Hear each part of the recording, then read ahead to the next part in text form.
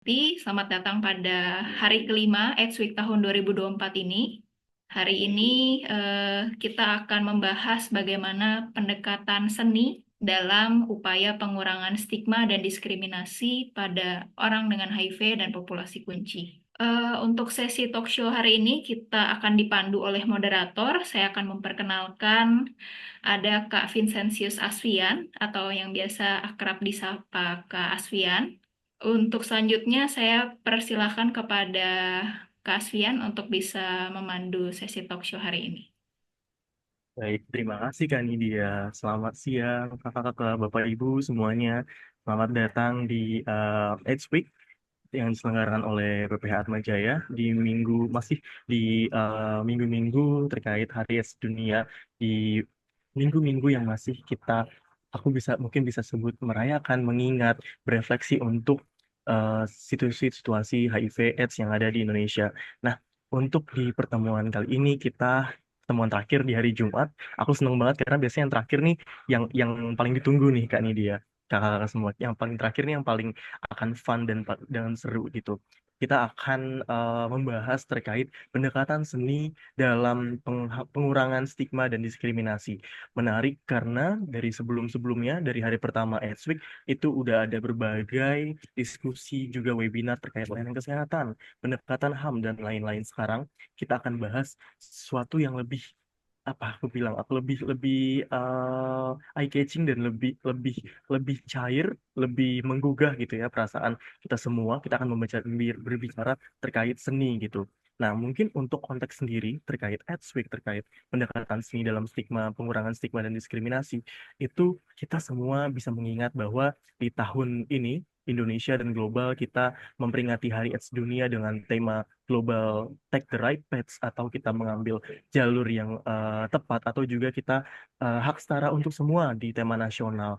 Lalu juga untuk di topik kali ini terkait seni, merespon untuk berbagai situasi terkait stigma dan diskriminasi yang ada. Seperti kita tahu, Indonesia kita punya target 95, target orang dengan HIV, tahu statusnya, akses ARV, dan tersupresi atau tertekan jumlah virusnya. Tapi kita belum sampai di situ nih kakak-kakak semua. Kita masih sampai cuma 81% orang dengan HIV yang mengetahui statusnya, hanya 49% dari mereka yang mengakses pengobatan, belum sampai setengah. Lalu juga 35% yang status HIV-nya tersupresi, virusnya tertekan. Kita masih PR, masih banyak jalur yang perlu kita ambil seperti itu. Bahkan walaupun Kementerian Kesehatan, berbagai lembaga sudah melakukan promosi, namun masih ada stigma-stigma di masyarakat yang juga pastinya menghambat teman-teman populasi kunci ataupun komunitas untuk mengakses layanan pencegahan, pengobatan, dan lain-lain. Juga menarik, ada riset yang menunjukkan bahwa dari orang muda kelompok 15 sampai 24 tahun, mereka malah ada tindakan stigma terhadap ODIF sebesar 85% melakukan. Lalu juga dari keseluruhan orang muda tersebut, ini sangat sangat menyedihkan karena hanya 14,1% yang tahu informasi HIV. Merespon semua situasi tersebut setelah diskusi-diskusi terkait layanan, terkait layanan hukum, HAM, dan lain-lain. Hari ini kita akan melihat bagaimana perspektif kesenian untuk mengurangi stigma dan diskriminasi. Aku di sini nggak sendirian, aku akan bersama beberapa narasumber yang menarik yang akan berbagi pengalaman mereka terkait seni. Mungkin aku akan memperkenalkan dulu terkait beberapa narasumber. Oke, di sini, halo Kak Ika, ada Ika Fantianti. Di sini adalah seorang seniman independen, menempuh pendidikan Advanced Diploma in Advertising, London Institute of Communication, Jakarta pada tahun 1999. Halo Kak Ika. Oke, Halo, Kak Ika sudah bergabung. Halo Kak siang. Ika. Nah, Kak Ika juga ini ada berbagai pengalaman seperti menjadi Communication Officer dan Copywriter di Indonesia Art Coalition, General Manager Principal of Class Pagi Jakarta Third Eye Space, Solo Exhibition, dan temanya Harbinger Power and Dealer Space, Yogyakarta, dan Selected Group Exhibitions, Tik-Tik Temu, Galeri Nasional Indonesia, Jakarta, dan Art Jog Enlightenment di Jogja National Museum Yogyakarta. Kak Ika, aku 2 minggu lalu baru ke Jogja National Museum, aku lupa namanya. Tapi aku baru ke situ. Menarik banget ini. Pokoknya kita akan banyak bahas diskusi terkait seni-seni dan exhibition, mungkin perform kali ya Kak, atau metode seni yang lain dengan Kak Ika. Oke, terima kasih Kak Ika. Next, kita ada Mama Ata. Biasa dipanggil Mama Ata saat ini dari teater Manekin Mama Ata. Halo Mama Ata, apa Hai, sudah halo, bergabung? Halo selamat Mama Ata, siang. selamat siang. Makasih. Nah, Mama Ata ini berpengalaman berkesenian di pentas lenong dalam naskah Si Ayub bersama FBR, Ayub Talukgong, lalu juga pentas Bulan Laut, Renggung bersama Teater K1 Surabaya dan Kalimantan, juga pentas teater acara sindikasi di 2021, baru kemarin nih. Lalu juga pentas naskah Jomplang bersama Teater Aquila Bulungan di GKJ tahun 2019.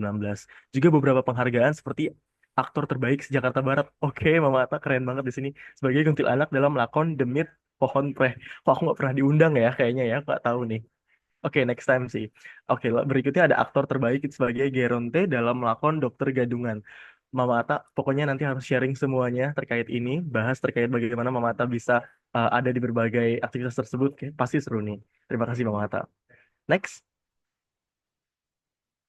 Oke, kita ada Mbak Aya atau Baby Nurmaya dari sebagai program manager Suar Perempuan Lingkar Nafsa Nusantara Foundation. Halo Mbak Aya, sudah terhubung? Halo, Halo. Rian. Oke, terima kasih. Aku Nah, nanti sementara off cam, on cam ya, boleh. sampai Baik, ini beres di sini. baik. Thank Terima you. kasih. Mbak Aya menempuh pendidikan satu Fakultas Komunikasi dari Universitas Mustopo dan beberapa pengalaman sebagai konsultan di Women Program, Indonesia Network of People Who Use Drugs, dan Accessibility Committee Harm Reduction Task Team for Next Awit Forum di Bangkok tahun ini, dan juga judging panel untuk judge Birni, sorry kalau aku salah ya Kak, Mbak Aya, dan Award 2024, namanya susah, keren banget ini. Terima kasih Mbak Aya. Next. Oke, ada Kak Rahana Mariani Sloven dari Yayasan Sanggar Suara sebagai program manager. Halo, Kak Kara. Halo Kak Fian, halo teman-teman. Halo. Nah, terima kasih Kak Kara ini menempuh perjalanan pendidikan dari Universitas Partimura, lalu juga berbagai pengalaman ada di media, communication, dan campaign. Koordinator di GWL INA, Demand Creation Consultant UNS, Communication Consultant for Archipelagic and Island States Forum UNDP, dan berbagai penghargaan Indonesia Youth Ambassador for Indonesia China Youth Exchange, dan juga First Runner-up Indonesia Canada Youth Exchange Program. Ini menarik Kak Kara, mungkin bakal banyak sharing nanti ya Kak terkait bagaimana seni di media, di kampanye. Aku lihat banyak banget nih kampanye HIV. Ini ya Kak Kara nih. Thank you Kak. Oke, next.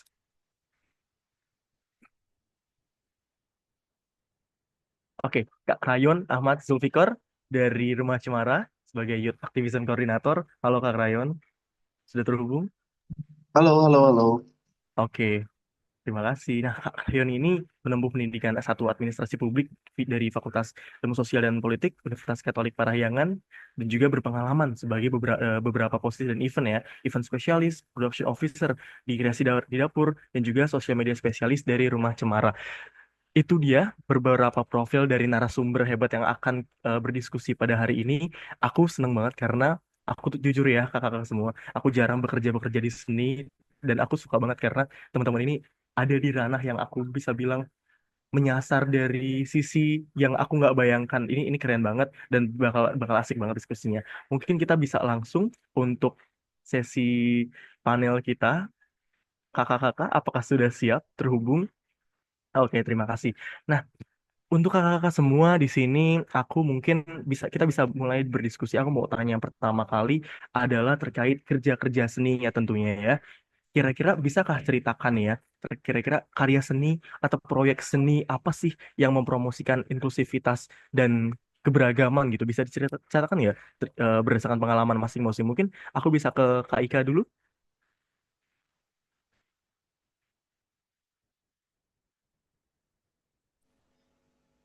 Oke, suaraku jelas, Jelas Kak Ika, Rian? silakan. Oke, jadi tadi kan pertanyaannya karya seni apa aja sih yang pernah aku bikin gitu ya, yang berkaitan dengan inklusivitas itu kan? Oke, mungkin ada beberapa yang aku ingat itu misalnya uh, jadi aku seniman. Oh ya, sebelumnya aku perlu kasih tahu bahwa teknik kekaryaan aku yang utama adalah kolase. Jadi aku menggunakan kolase sebagai teknik utama kekaryaan aku.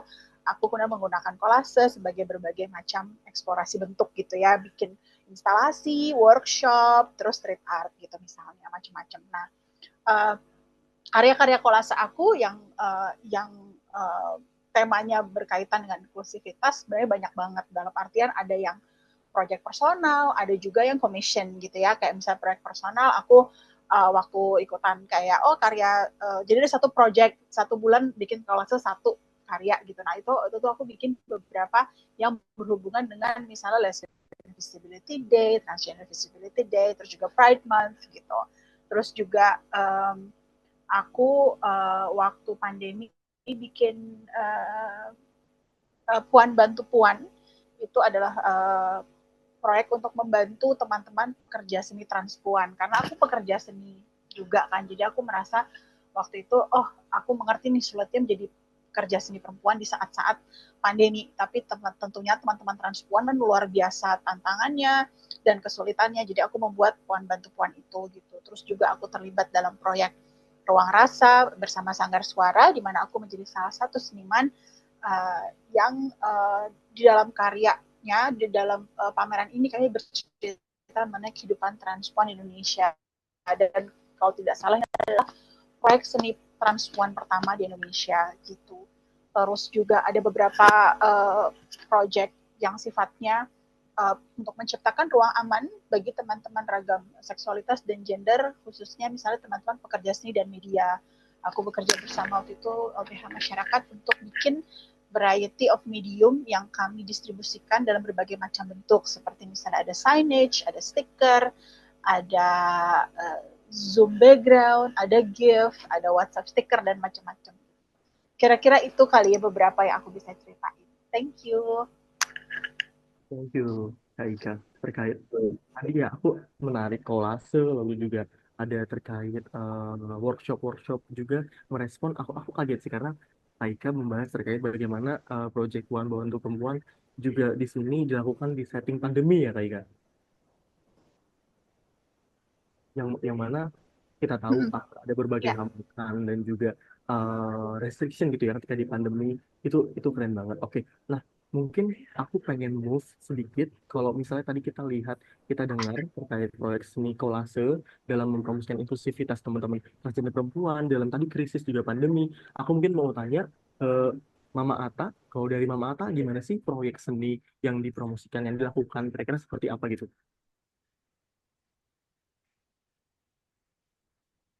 Mama Ata masih di mute?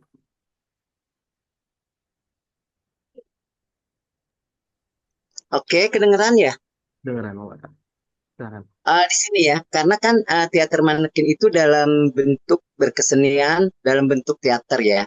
Ya selain teater juga kami ada puisi, ada monolog gitu kan, seperti yang nanti akan aku ceritakan. Nah kalau untuk proyek ini sendiri yang inklusif dan keberagaman ya, di proyek ini kemarin di tanggal 10 Desember kemarin, belum lama, itu kami mengadakan show teater manekin dengan judul Pasar 39. Pasar 39 ya. Di mana di situ kami melibatkan ada beberapa pemain memang dari kesenian Miss Cici dan dari teater lain yang kami libatkan, laki-laki dan perempuan. Dan juga di sini kami bekerja sama dapat dana hibah dari COC. Di sini kami juga dibantu dan dipayungi oleh Sanggar Suara yang sangat mendukung dan mensupport kami. Terima kasih buat Kara juga yang mungkin kemarin juga menonton pementasan kami. Nah di sini, di Pasar 39 ini, kami bergabung dengan pemain lelaki dan juga pemain perempuan. Jadi kami bergabung di sini untuk keberagaman ya, untuk keberagaman gender di sini kami jadi menyatu. Yang bahkan di sini mungkin pementasan yang sangat luar biasa ya, karena kan kami biasanya contoh dalam pementasan Ruang Rias itu kami semua hanya transpuan yang bermain, tapi di sini kami sudah memulai inklusif dan keberagaman gender. Itu aja sih. menarik Mama Ata. Kalau misalnya tadi kita dengar teater manekin bisa inklusif dengan fokus di kelompok transgender perempuan, juga Iya, melakukan pentas dengan kelompok-kelompok luar juga ya Mama Ata. Terus iya, iya, iya, betul. Iya, aku melihat ada satu pola, kalau di seni ini ada satu pola kolaborasi gitu ya. Seperti tadi Kak Ika juga bilang dengan teman-teman di Project Puan Bantu Puan seperti itu. Nah, tapi kalau misalnya aku sekarang mungkin spesifik tanya, gimana sih Kak Ika dan Mama Ata nih ya menciptakan karya seni yang sensitif untuk menggugah sadaran masyarakat? Kayak aku tuh bingung kadang-kadang kalau dalam seni ada yang bikin aku kayak, oh ini ada maknanya nih, tapi ada seni yang aku kadang nggak paham. Nah, konteks kita untuk menggugah kesadaran masyarakat stigma diskriminasi HIV, kalau pengalaman Kak Ika dan Mama Ata tuh gimana? oke. Mungkin dari Kak Ika dulu ya. Silakan, silakan. Oke, kalau gimana? Ika, Kak Mama Ika, dulu atau Kak Ika dari boleh? Ika? Ika dulu. Kak Ika boleh? Terserah, aku dulu, bisa Mama Ata dulu. Boleh, boleh. Mau share Silakan Kak lagi. Ika, silakan. Silakan Kak Ika. Oke, oke.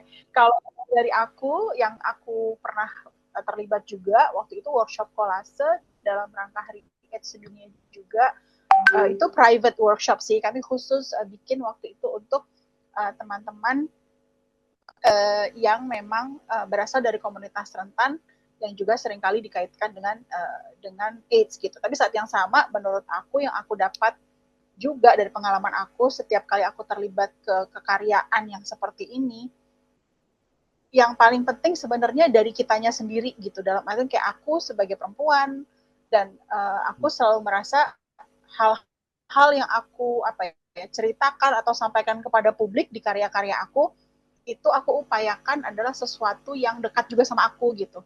Menurut aku itu penting sekali untuk membuat sebuah karya yang dekat. Maksudnya untuk menggugah orang, artinya akunya juga dulu harus tergugah dong gitu. Artinya akunya harus tersadarkan dulu gitu. Misalnya bahwa ada kebutuhan, misalnya oh ternyata aku baru tahu nih gitu. Misalnya banyaknya sebagian besar ibu rumah tangga sebenarnya gitu di Indonesia yang menjadi mereka-mereka yang tertular gitu kan. Sementara mungkin di luar sana orang lebih mikirnya kan nggak mungkin lah ibu rumah tangga gitu, bahwa mereka juga menjadi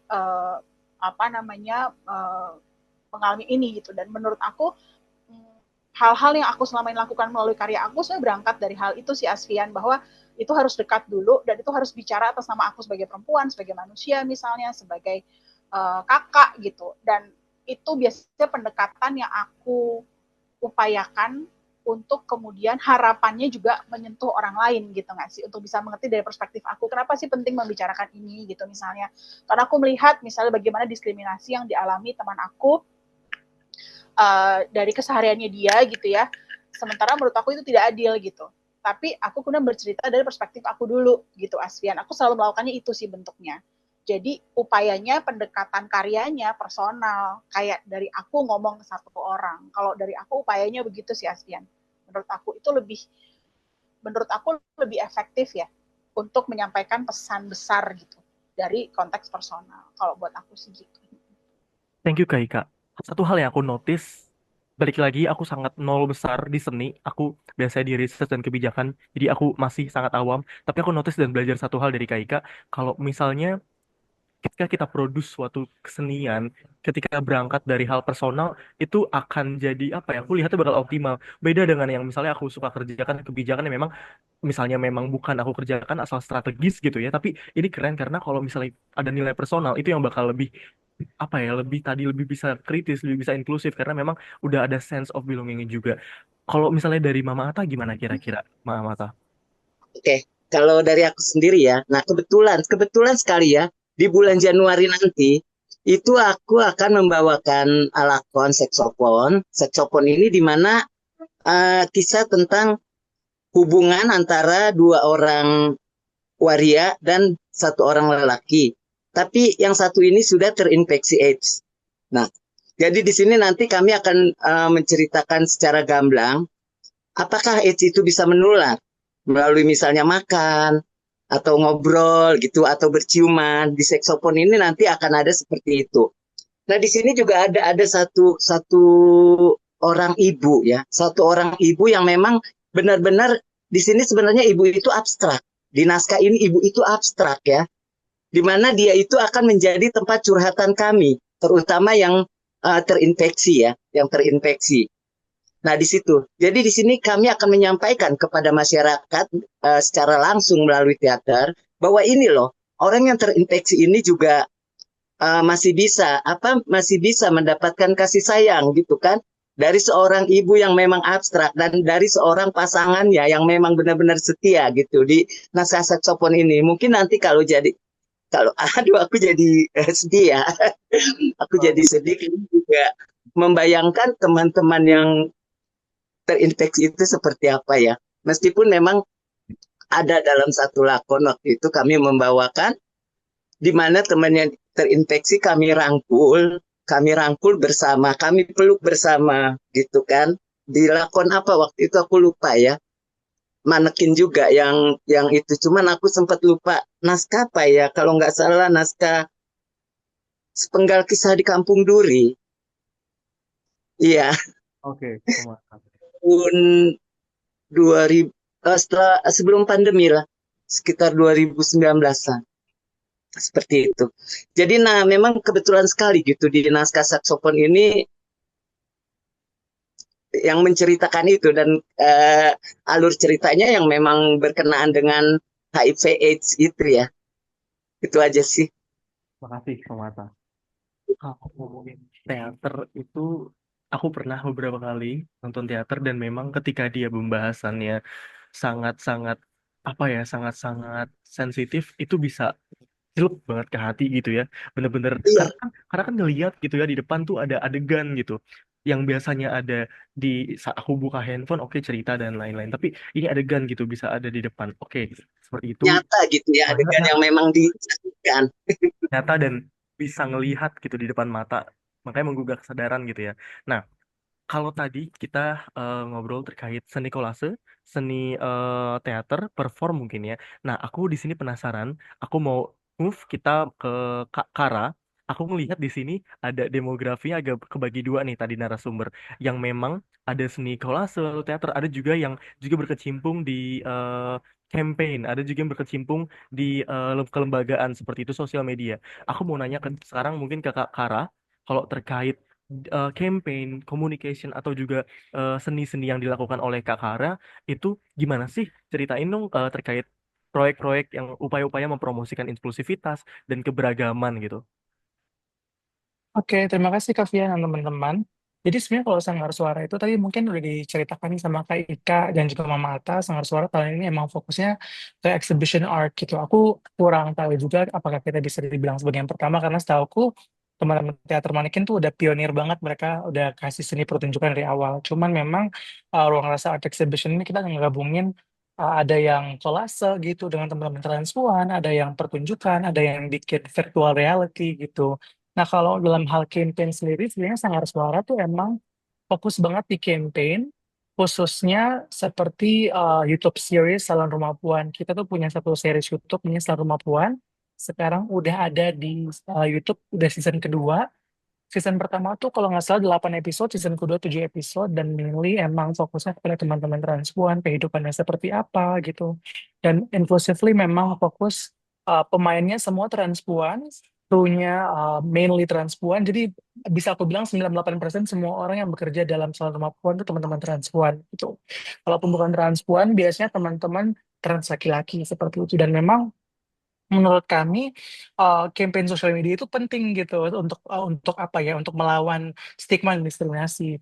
Mungkin kalau kita bilang istilahnya ada banyak baby boomer gitu ya, atau istilahnya orang-orang yang udah lebih tua gitu, mereka kalau ngelihat kerjaan-kerjaan kita, mereka kayak apa sih, kenapa sih kalian gitu, kayak emang berhasil gitu. Padahal dulu pas sebelum aku di Sanggar Suara, aku di organisasi lain, melalui apa namanya, waktu kita campaign prep itu online atau social media campaign tuh mendukung sampai 50% dari keberhasilan roll out prep itu di Indonesia gitu. Makanya kami berpikir dan percaya bahwa segala usaha yang kita lakukan dalam campaign sosial media itu berhasil gitu, tidak tidak terbuang percuma, not go doesn't go in vain gitu.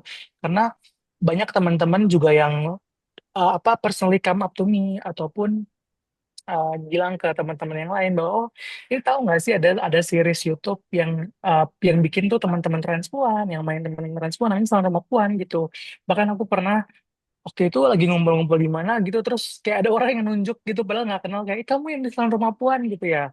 Dan itu bikin hatiku hangat banget karena itu bikin aku sadar bahwa oh sebenarnya ada orang yang nonton, ada orang yang peduli, kayak jangan sampai kita discourage atau jadi kecil hati karena kita cuma melakukan hal seperti ini di sosial media gitu. Karena banyak banget teman-teman Gen Z sekarang misalnya ya, teman-teman muda pembawa perubahan tuh mereka mainnya kencang di sosial media gitu. Jadi aku rasa semua hal yang kita taruh di sosial media, campaign dalam bentuk seni itu berpengaruh karena pembawa-pembawa perubahan inilah nanti akan meneruskan informasi tentang perubahan itu. Mungkin itu aja Kak Ken. Terima kasih.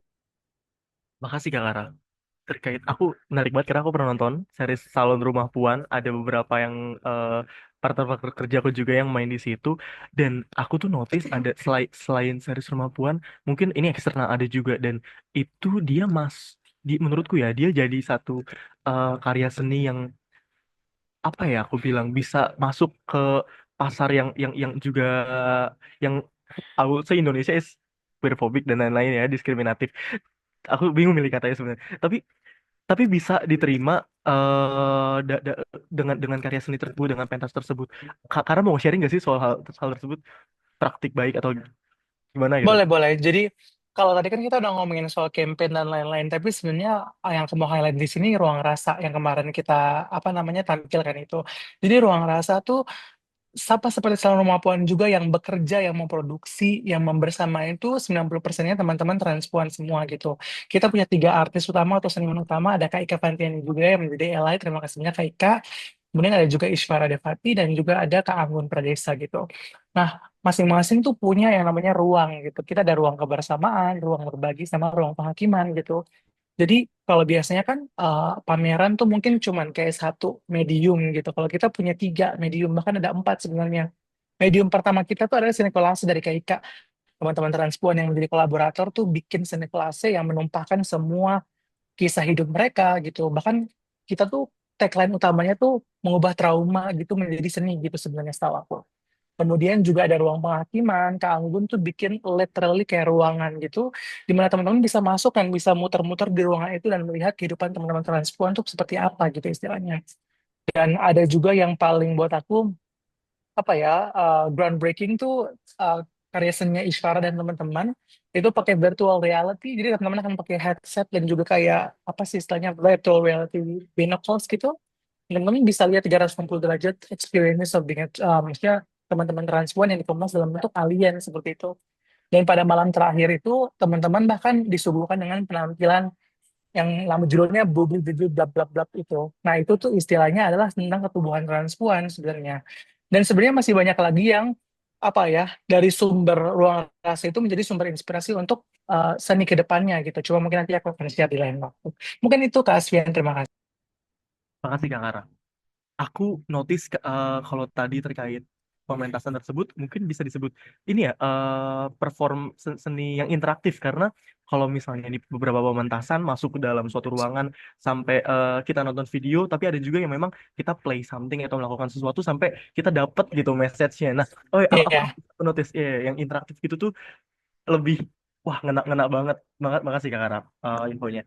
Nah, next mungkin aku juga mau tanya nih sama Kak Krayon terkait dari RC ini. Kalau misalnya dari Kak Sayon sendiri, gimana sih praktik-praktiknya? Apa saja proyek seni yang sudah dilakukan, karya seni yang sudah dibuat, yang memang itu diupayakan untuk sensitif dan menggugah kesadaran masyarakat. Kalau dari Kak Sayon, boleh sharing?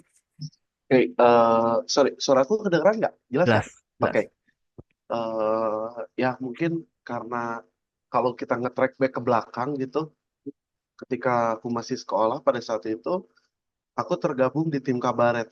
Mungkin teman-teman, kabaret itu semacam teater, tapi kita menggunakan audio playback, jadi tidak live berbicaranya, tidak langsung. Lalu nggak cukup lama, saya bergelut di kabaret sampai sekarang, even udah berapa, 8 tahunan. Lalu saya bermain juga di puisi dan stand up comedy juga. Jadi cukup sering, dan kalau berbicara campaign yang bisa kita lakukan, apa yang sudah kita lakukan pada saat itu, Mungkin pada saat itu kita membuat pada saat itu bukan merayakan ya. Kalau aku nggak prefer menggunakan kata merayakan hari AIDS, tapi memperingati hari AIDS. Pada saat itu kita membuat seni mengikis stigma, di mana di situ bersama kawan-kawan kita ada acara musik, ada pantomim, ada pembacaan puisi, lalu ada pembacaan monolog, jadi menggunakan berbagai macam seni untuk mengikis stigma pada saat itu. Dan yang kita lakukan pada saat itu lumayan stressful ya pada saat itu, karena kita ngelakuin itu cukup banyak pressure pada saat itu, karena beberapa bulan sebelumnya itu ada berita, mungkin pernah dengar, yang mahasiswa di kota Bandung ada berapa ribu yang kena HIV AIDS. Pernah dengar berita itu nggak? Yang sebenarnya itu data kumulatif dari tahun Betul. 90-an. Ya, pada saat itu kita membuat itu karena itu salah satu pemantiknya pada saat itu. Lalu yang mungkin yang terbaru, kita kemarin membawakan cerita HIV AIDS di festival kabaret untuk anak SMA Jawa Barat waktu itu. Alhamdulillah kita dapat juara 1 pada saat kemarin. Itu pun menjadi pemantik kita bahwa campaign ini bisa dilakukan di mana saja tanpa harus menunggu, oh ini acara ini, oh ini acara ini cocok nggak ya, nggak. Kalau kita mau campaign pada saat yang kita pikirkan, kalau pada akhirnya yang kita temukan adalah ketika kita mau campaign, kita campaign aja, nggak perlu menunggu satu momentum atau lain, karena yang kita temukan adalah momentum itu kita bangun, bukan kita temukan. Hmm. Oke, makasih Kak Ryan.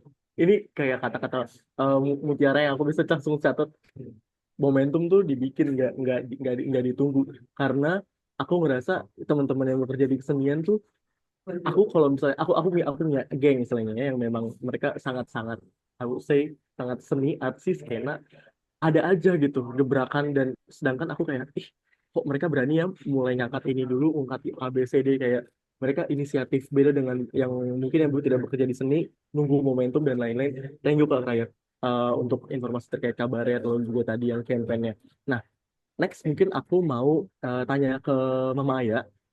Mama Aya, kira-kira kalau dari Mama Aya sendiri, apa nih yang dilakukan terkait untuk promosikan inklusivitas, keberagaman, terus seni, apa yang dilakukan oleh Mama Aya? Aku Iya, salah, Mama Aya malah Mbak Aya maksudnya. Ya, silakan. iya. Kak Asfian tadi Ya, Kak Aya sempat titip pesan, mungkin bisa kita diskusi sama narasumber yang lainnya karena Kak Aya oke tadi boleh. konsultasi dokter. Oke, nggak apa-apa. Oke, aku mau kembali bertanya lagi nih. Sebenarnya tadi ke apa ya, kepikiran dan ke notice sedikit dari Kak Rayon.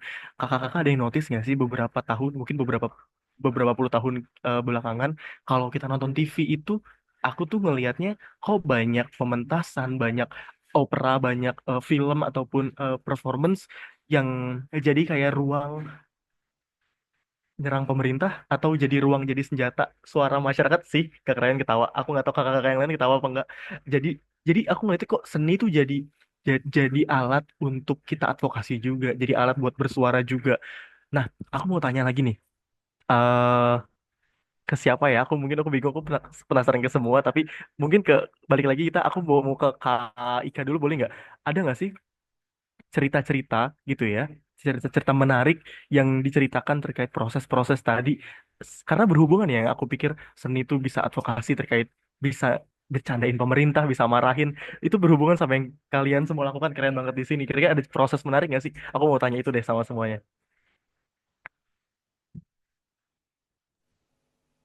Oh, jadi lebih tentang proses kekaryaannya gitu ya. Iya, apa nih yang kira-kira Oke. hmm. Mungkin yang salah satu yang aku ya nggak salah satu, jadi pernah bikin satu series kampanye gitu kan, bentuknya macam-macam, ada signage, ada stiker, ada poster gitu. Tapi karena itu commission, dan salah satu hal yang diingat atau diminta dari mereka adalah jangan ada wajah di dalam karya visualnya. Aku kan visual kolase gitu kan. Jadi Oke. apapun karya kolase yang aku bikin boleh, tapi jangan ada wajah gitu. Nah, karya itu kan memang bicara untuk waktu itu memang untuk teman-teman dari ragam gender dan seksualitas kan.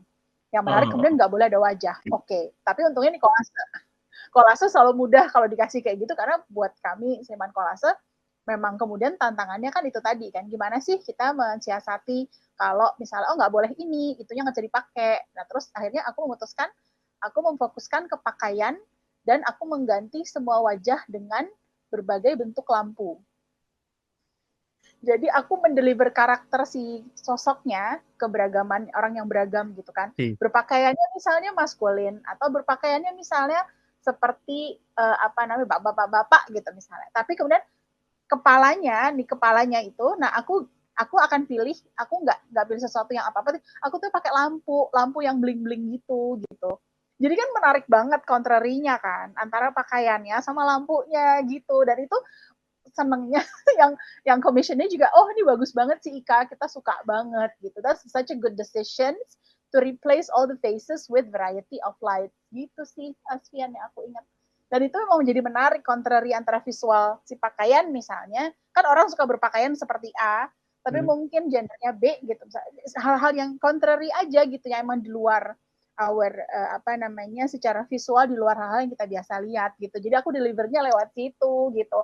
Dan itu aku bikin banyak banget karena terus bikin berbagai macam medium juga gitu. Ada stiker lah lima macam, ada signage gitu-gitu. Tapi karakter-karakter itu kemudian jadi banyak gitu. Aku ciptakan beberapa. Itu sih mungkin yang aku bisa share. Thank you.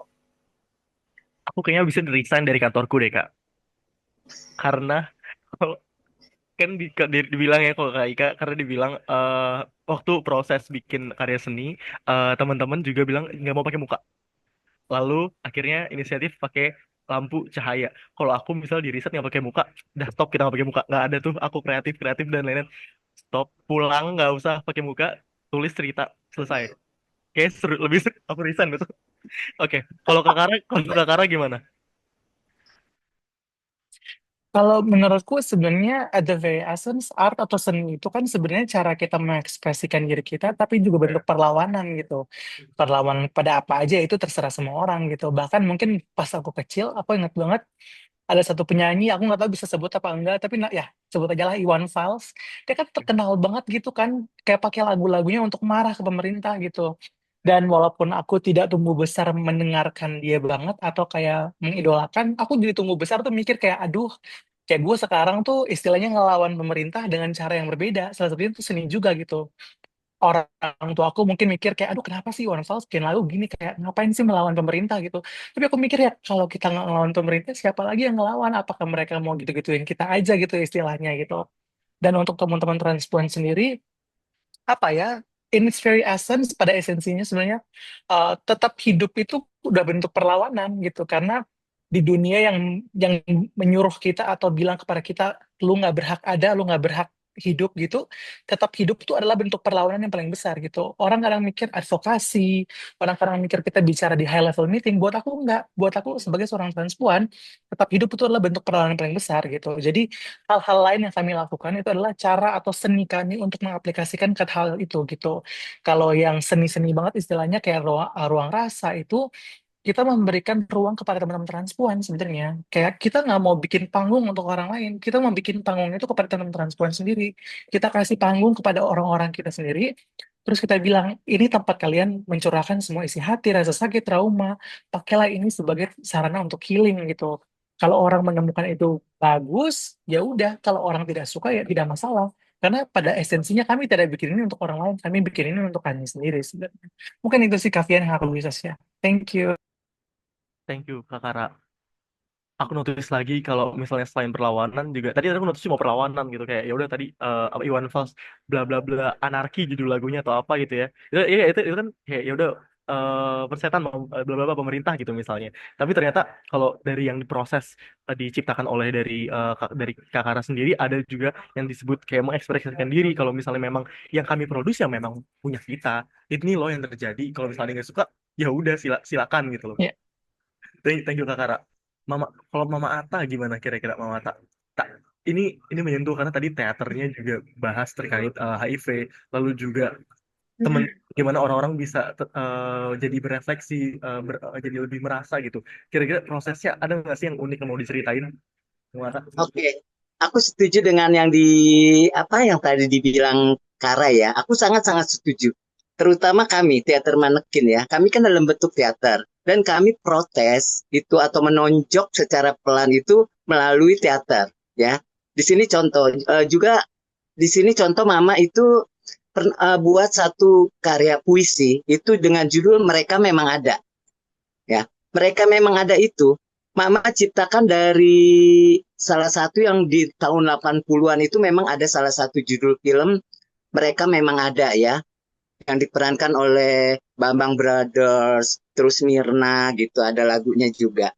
Nah, di sini Mama mencoba membuat sebuah puisi yang kalian lihat, kalian dengar. Mereka memang ada ya.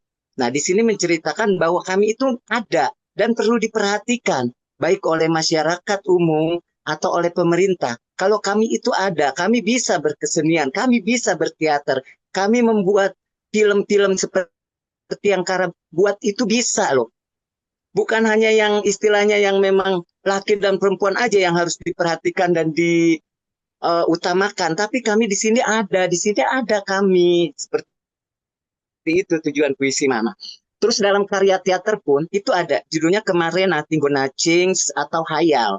Di sini sebenarnya kami tujukan untuk masyarakat terutama keluarga yang mempunyai anak seperti kami, waria atau transpuan. Ya tolonglah diterima apa adanya dengan pekerjaan mereka yang memang mereka cuma bisa merias, desainer, atau jadi model. Di situ kan menceritakan, tadinya bapaknya itu nggak setuju sampai ngamuk-ngamuk. Bapaknya maunya ini anak-anak mereka itu menjadi jagoan, karena si bapak ini dulunya adalah jagoan.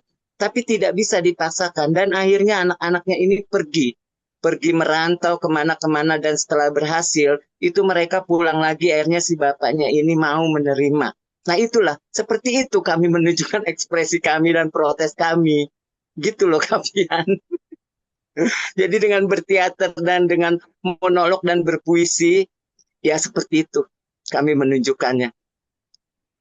Aku boleh nggak, Mama Ata, stop dulu kita. Maksudnya jangan pulang dulu. Aku satu hal yang aku tertarik.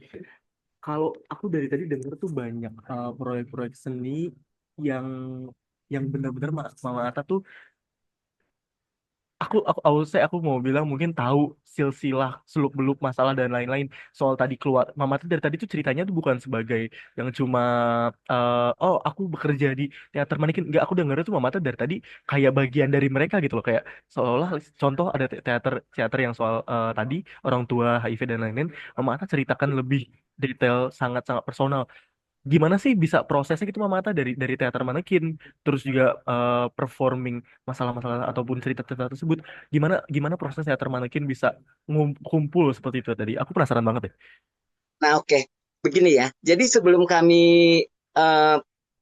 sebelum kami melakukan pementasan, itu kan kami ada latihan, terus ada istilahnya pencarian gitu. Pencarian seperti apa sih tokoh ini yang akan dibawakan. Seperti kemarin di Pasar 39, itu adalah kisah-kisah kami yang kami bawakan. Jadi tanpa naskah.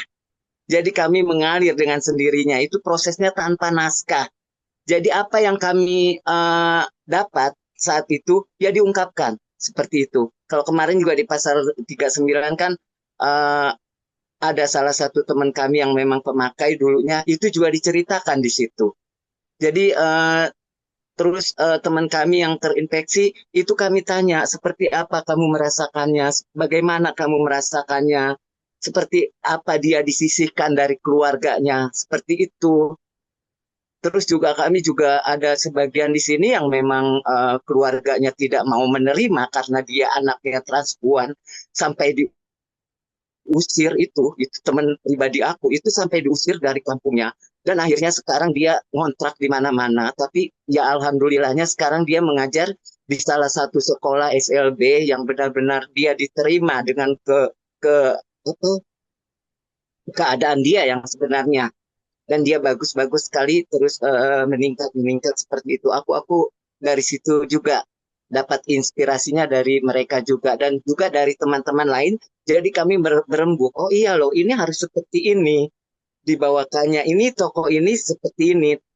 Contoh aku kemarin, aku membawakan sebenarnya bukan tokoh aku, tapi tokoh orang lain yang aku harus perankan dan alhamdulillahnya aku berhasil gitu. Karena selama ini aku belum pernah merasakan kos itu seperti apa atau ngontrak itu seperti apa.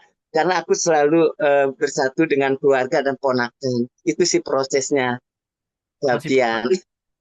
Iya, makasih iya. Mama Ata. Jadi ternyata sebelum tadi produksi karya seni emang udah ada kayak forum yang juga di situ pendekatannya personal juga ya Mama Ata ya, yang memang Iya, kenal. iya, betul. Makanya Iya, makanya bisa berefleksi, bisa ngerasa sangat dekat, nggak cuma oke kita produksi mungkin aku aku baca sedikit sih mungkin itu yang terjadi di produksi-produksi kesenian jika memang terjadi dalam belenggu-belenggu heteronormativitas terus juga melihat seni sebagai cuma kapital makanya udah produksi seni tapi dia nggak ngelihat esensi dari bagaimana sih tadi Mama Ata bisa juga punya forum sebelum bikin produk seni atau karya seni itu sendiri gitu Mama Ata. Makasih banget. terutama di sini ya. Di Kampung Duri ini kan memang banyak sekali ya transpuan atau waria yang tinggal.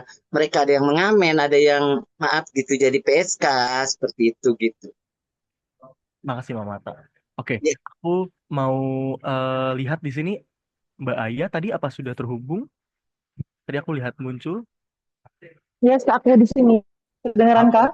kedengeran Mbak Aya. Baik. Halo. Halo Mbak, boleh cerita nggak Hmm. kalau dari Mbak Aya sendiri karya seni proses-proses yang dilakukan untuk kita, untuk Mbak Aya, kok kita sih, untuk Mbak Aya promosi inklusivitas, keberagaman dari masyarakat itu gimana sih ceritanya? Mbak Aya kira-kira silakan. Oke, makasih. Sorry banget aku agak hilang timbul gitu ya. Jadi kalau misalnya aku dulu ikutin awalnya penjelasannya kenapa Mama Atta, Tara, Mas Ayon gitu. Nggak beda-beda tipis lah sama aku karena uh, itu sedikit sama kita masih bangun itu tahun 2007 uh, sekelompok perempuan misalnya yang lagi menjalankan serial workshop tentang seksualitas dan diri gitu. Kenapa? Karena aku backgroundnya adalah dari perempuan pengguna nafsa, apa namanya yang di mana saat itu tahun 2007 itu ada satu yayasan LSM Harm Reduction dari pengguna nafsa namanya Yayasan Stigma.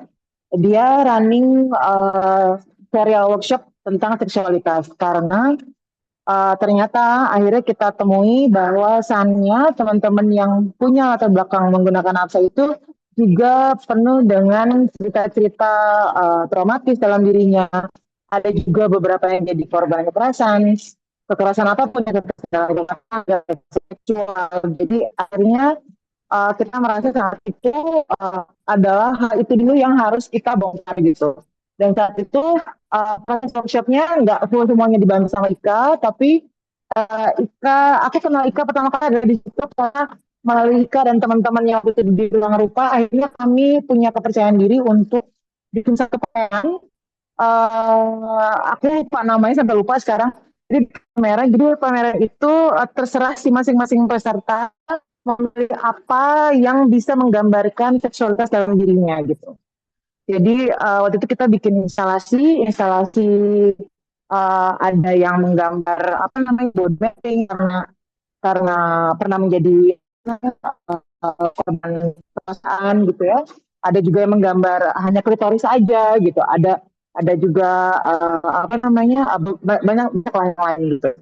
Jadi sebenarnya sih kalau misalnya obrolan apa tentang kenapa bahasa Inggris itu baru itu bahasa zaman now kalian ya gitu. Tapi sebenarnya kita percaya, aku pribadi sih percaya kalau dengan itu apapun yang sifat-sifatnya sangat normatif itu lebih akan punya chance, lebih akan punya kesempatan untuk diterima lebih smooth gitu di masyarakat kita yang sangat normatif, sangat apa ya dibilang munafik juga ada ya munafik juga gitu kan ya atau yang berlindung dengan agama, dengan budaya segala macam. Nah, kalau ngomongin konteksnya HIV sekarang, aku sekarang tergabung sama teman-teman SPIN masih juga dengan fokus yang sama, fokusnya ke teman-teman perempuan dan transpuan pengguna nafsa. Aku di sini juga ada yang hadir, ada Rosma juga, dan akhirnya kami kan nggak gampang buat teman-teman dari kelompok marginal. Aku sendiri merasakan kita dari teman-teman perempuan dan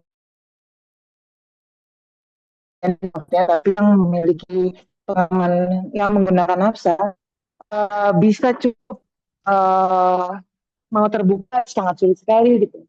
Apalagi untuk membangun sebuah bersama gitu. Nah, aku Rosma dan beberapa teman-teman yang lainnya kita kita sebenarnya yayasan yang sangat baru kalau secara organisasi, dan di 2022 kemarin itu pertama kali akhirnya kita lagi-lagi kita akhirnya mau mencoba advokasi melalui fotografi. Kita bikin itu foto voice dibantu sama Mbak Gebi dari PPH gitu. Itu jadi enumeratornya langsung dari si perempuan dan transpuan pengguna dia yang di capture saya pasti mereka alami gitu. Dan itu kita dipergerakkan menurut saya itu hal yang paling mengena gitu, karena yang melakukan adalah si ahlinya, si expertnya, si kitanya sendiri, si perempuan sendiri, si transpuan sendiri gitu. Dan apa namanya dikemas dengan memang bahasa yang tidak rumit gitu kan, kadang orang untuk mengetahui soal berikan isinya itu yang human itu akan mudah langsung Saya suaranya putus-putus. Makin tidak kedengar jelas Mbak ya sekarang, tapi tadi aku bisa nangkep. Cuma sekarang udah putus. Halo? Masih putus-putus.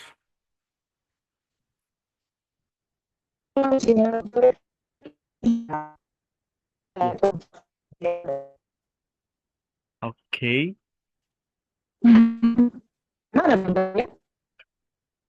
Mungkin Nah, sini kedengaran belum, masih putus-putus Mbak ya. masih ya. Oh, Ya, gitu ya, Kak. masih. Ini ada belum? Belum keluar dia ini. Kedengaran nggak? Kedengeran ya, silakan. Kedengaran. Oke, ya aku thank you ya udah dibantu off cam dulu, sinyal kayak kurang bagus. Tadi sampai mana dong ya yang kedengarannya? Karena ini Oke. agak cukup lumayan panjang. Ini apa namanya yang aku mau ceritain, karena nggak sesimpel lewat seni kita mengadvokasi. No, it's not kind of way sebenarnya, karena untuk membangun kesadaran kritis dari teman-teman, intinya maksudnya teman-teman si penggunanya, teman-teman transpuannya itu sangat-sangat tidak mudah gitu loh. Itu sebenarnya PR kita bersama, yang teman-teman terutama yang memang penggiat langsung di organisasi komunitas, nggak hanya yang dipikirin advokasi keluar, tapi advokasi ke dalam diri kita dulu sendiri gitu, supaya kita mau bercerita, kita mau bersuara.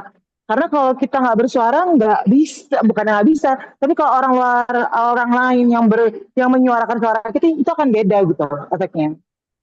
Itu sih yang paling nggak sekarang, aku dan teman-teman di SPIN itu jauh lebih menyadari kalau cerita hidup kita ini adalah yang paling dapat untuk diceritakan kembali oleh kita, gitu. Dengan versi kita, dengan apa yang kita rasakan, dan itu secara teori impact-nya pun akan berbeda gitu. Dengan kalau misalnya itu orang lain yang ceritain, dengan kalau misalnya bikin program, misalnya program HIV untuk ibu yang positif tapi menggunakan nafsa. Sementara kalau misalnya nggak ada yang pengguna nafsa yang duduk di dalam apa namanya obrolan tersebut, yang ngasih masukan, itu akan berbeda gitu. Jadi itu, dan teman-teman SPIN kemarin apa namanya baru banget yang kemarin kita baru pulang dari Bangkok itu ada pertemuan Awit Forum namanya, itu pertemuan untuk feminis movement global. Di situ kita dipercaya proposal aktivitinya kita harus keterima, uh, dan yang kita presentasikan bukannya panel diskusi selayaknya umum orang konferensi gitu ya, tapi yang kita tampilkan, kita coba tampilkan melalui art performance berupa teatrikal gitu. Dan itu ceritanya yang membuat juga si perempuan tunggal nafsanya yang memainkan, yang berperan menjadi tokoh-tokoh di dalam cerita itu juga kami yang menggunakan nafsanya gitu ya. Dan hasilnya pun juga kemarin yang kita dapat dari beberapa yang langsung datang ke sesinya dan komen-komen setelahnya itu ternyata memang mereka jauh lebih bisa menerima gambaran apa sih peliknya hidup menjadi perempuan dan transpuan nafsa di Southeast Asia gitu. Jadi ya Baik. kalau pertanyaannya balik ke inklusif, sebenarnya dimulai dari si expertnya, yaitu si kitanya dulu sendiri gitu loh. Itu adalah bagian yang paling penting sebenarnya untuk menuju ke inklusivitasan. Gitu, Vian. Thank you, Mbak. Thank you. Aku Iya. notice lagi hal yang baru lagi karena aku di webinar ini jadi berefleksi ke diri sendiri, kayak PPH ada niat jahat sama aku. Jadi mungkin karena ini Asfian harus belajar seni-seni nih, mungkin mungkin gitu kali ya niatnya.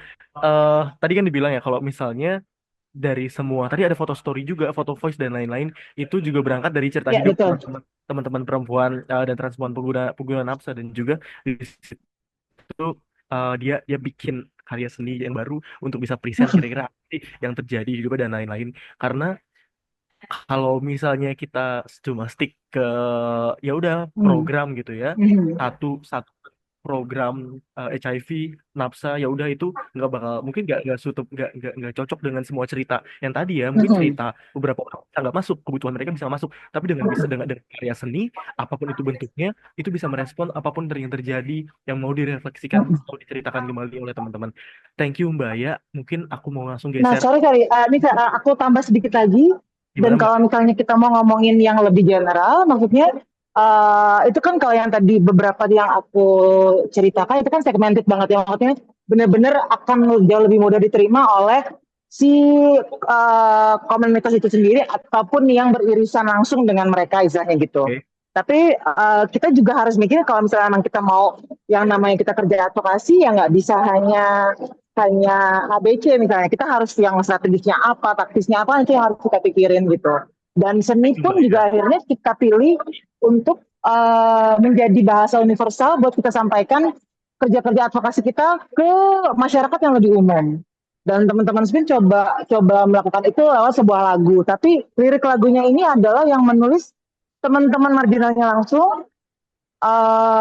Lalu kita akhirnya approach ke beberapa teman-teman seniman musik, menceritakan, kita present ke mereka, menceritakan ini lagunya tentang apa, lalu bagaimana proses pembuatan liriknya segala macam. Karena itu kita jadi ini video musik campaign kita ini baru launching akhir tahun kemarin.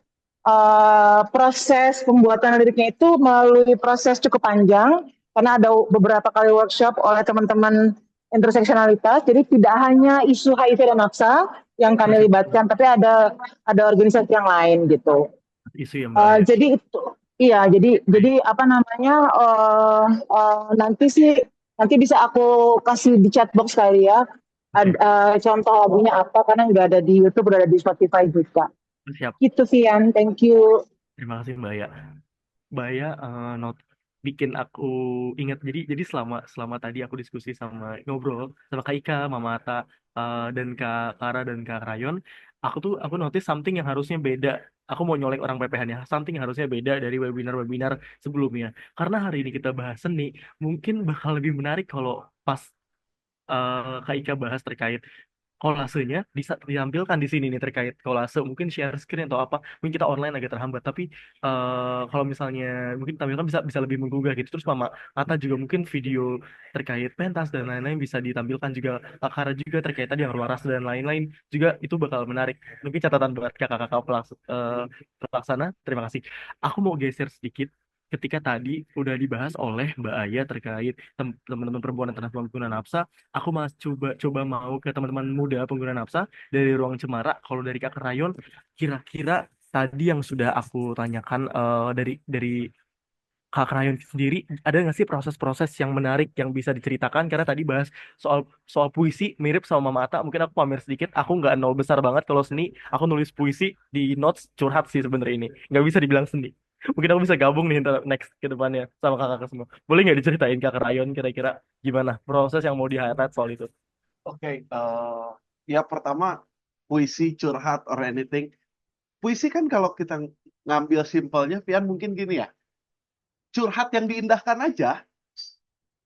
Kalau kita ngambil simpelnya gitu. Cuman dalam proses kreatif sebenarnya yang menjadi permasalahan dalam setiap apa ya namanya, hmm, dalam setiap pembuatan seni atau pementasan, proses kreatif yang selalu menjadi permasalahan. Kenapa? Karena masih banyak mispersepsi dari pegiat seni itu sendiri kalau menurut saya. Kadang saya pun salah gitu.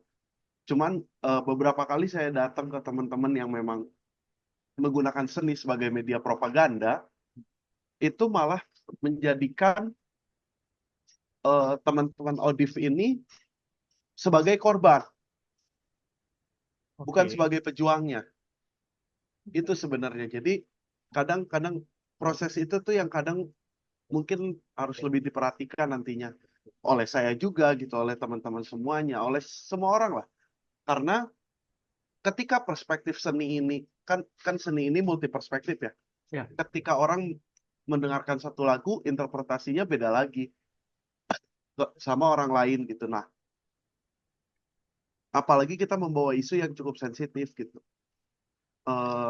Makanya pada saat itu salah satu puisi yang saya buat judulnya Aku Adalah Bunga, itu aku hanya membandingkan antara bunga-bunga yang sudah ada gitu.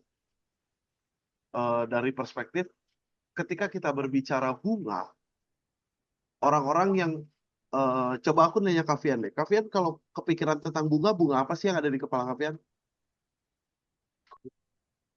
Mawar karena merah, kayak Ya, karena merah karena aku suka yang perih, yang serem gitu gitu. ya, ya kan orang-orang selalu seperti itu ya. Bunga mawar, bunga tulip, bunga violet. Pernah kepikiran tentang bunga Edelweiss nggak? Enggak. Bunga Edelweiss padahal kan kalau aku nariknya pada saat proses kreatif, pada saat itu penulisan puisi itu, bunga Edelweiss ini mirip seperti Odif. Kenapa tuh, Kak? Kenapa? Stigma orang-orang terhadap Odif itu kan mereka pucat ya. Jadi aku hanya mengambil sebuah stigma dan aku mengambil contoh besarnya adalah bunga Edelweiss. Edelweiss itu nggak punya warna yang secantik itu kok. Kalau dibanding bunga mawar, mungkin bunga mawar lebih hebat gitu, lebih berwarna. Tapi ketika kita berbicara tentang bunga Edelweiss ini mereka adalah bunga yang bisa hidup di lingkungan yang cukup keras, padang tandus, sekeras apapun mereka tetap hidup gitu. Bahkan ada beberapa orang yang mengatakan bunga Edelweiss itu bunga abadi. Nah, jadi proses kreatif itu yang sebenarnya kadang agak rumit nantinya.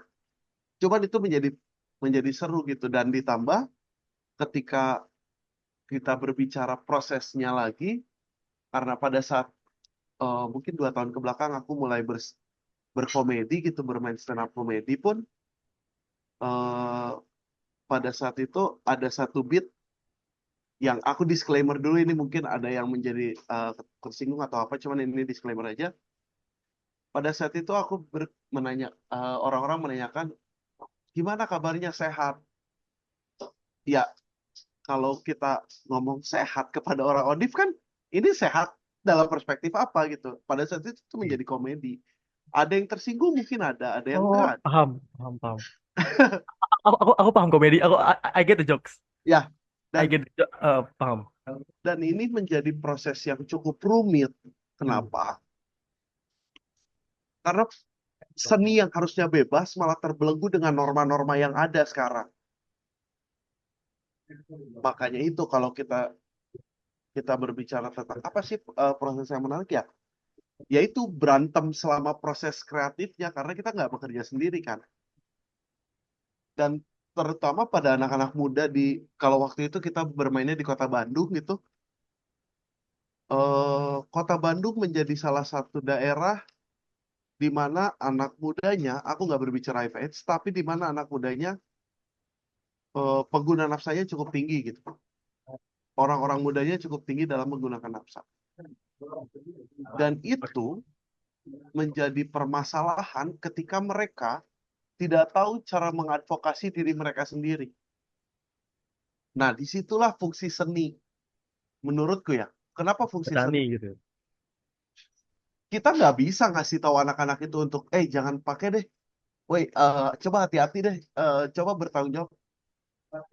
Anak muda, siapa yang dengerin kita? Siapa? Kita random. Orang tuanya aja dilawan. Kan seperti itu ya. Oke. Orang tuanya aja dilawan, apalagi kita yang bukan siapa-siapa. Cuman dengan media seni ini kita bisa memberikan satu sudut pandang baru biar mereka mau belajar gitu. Baik. Makasih Kak Rayon.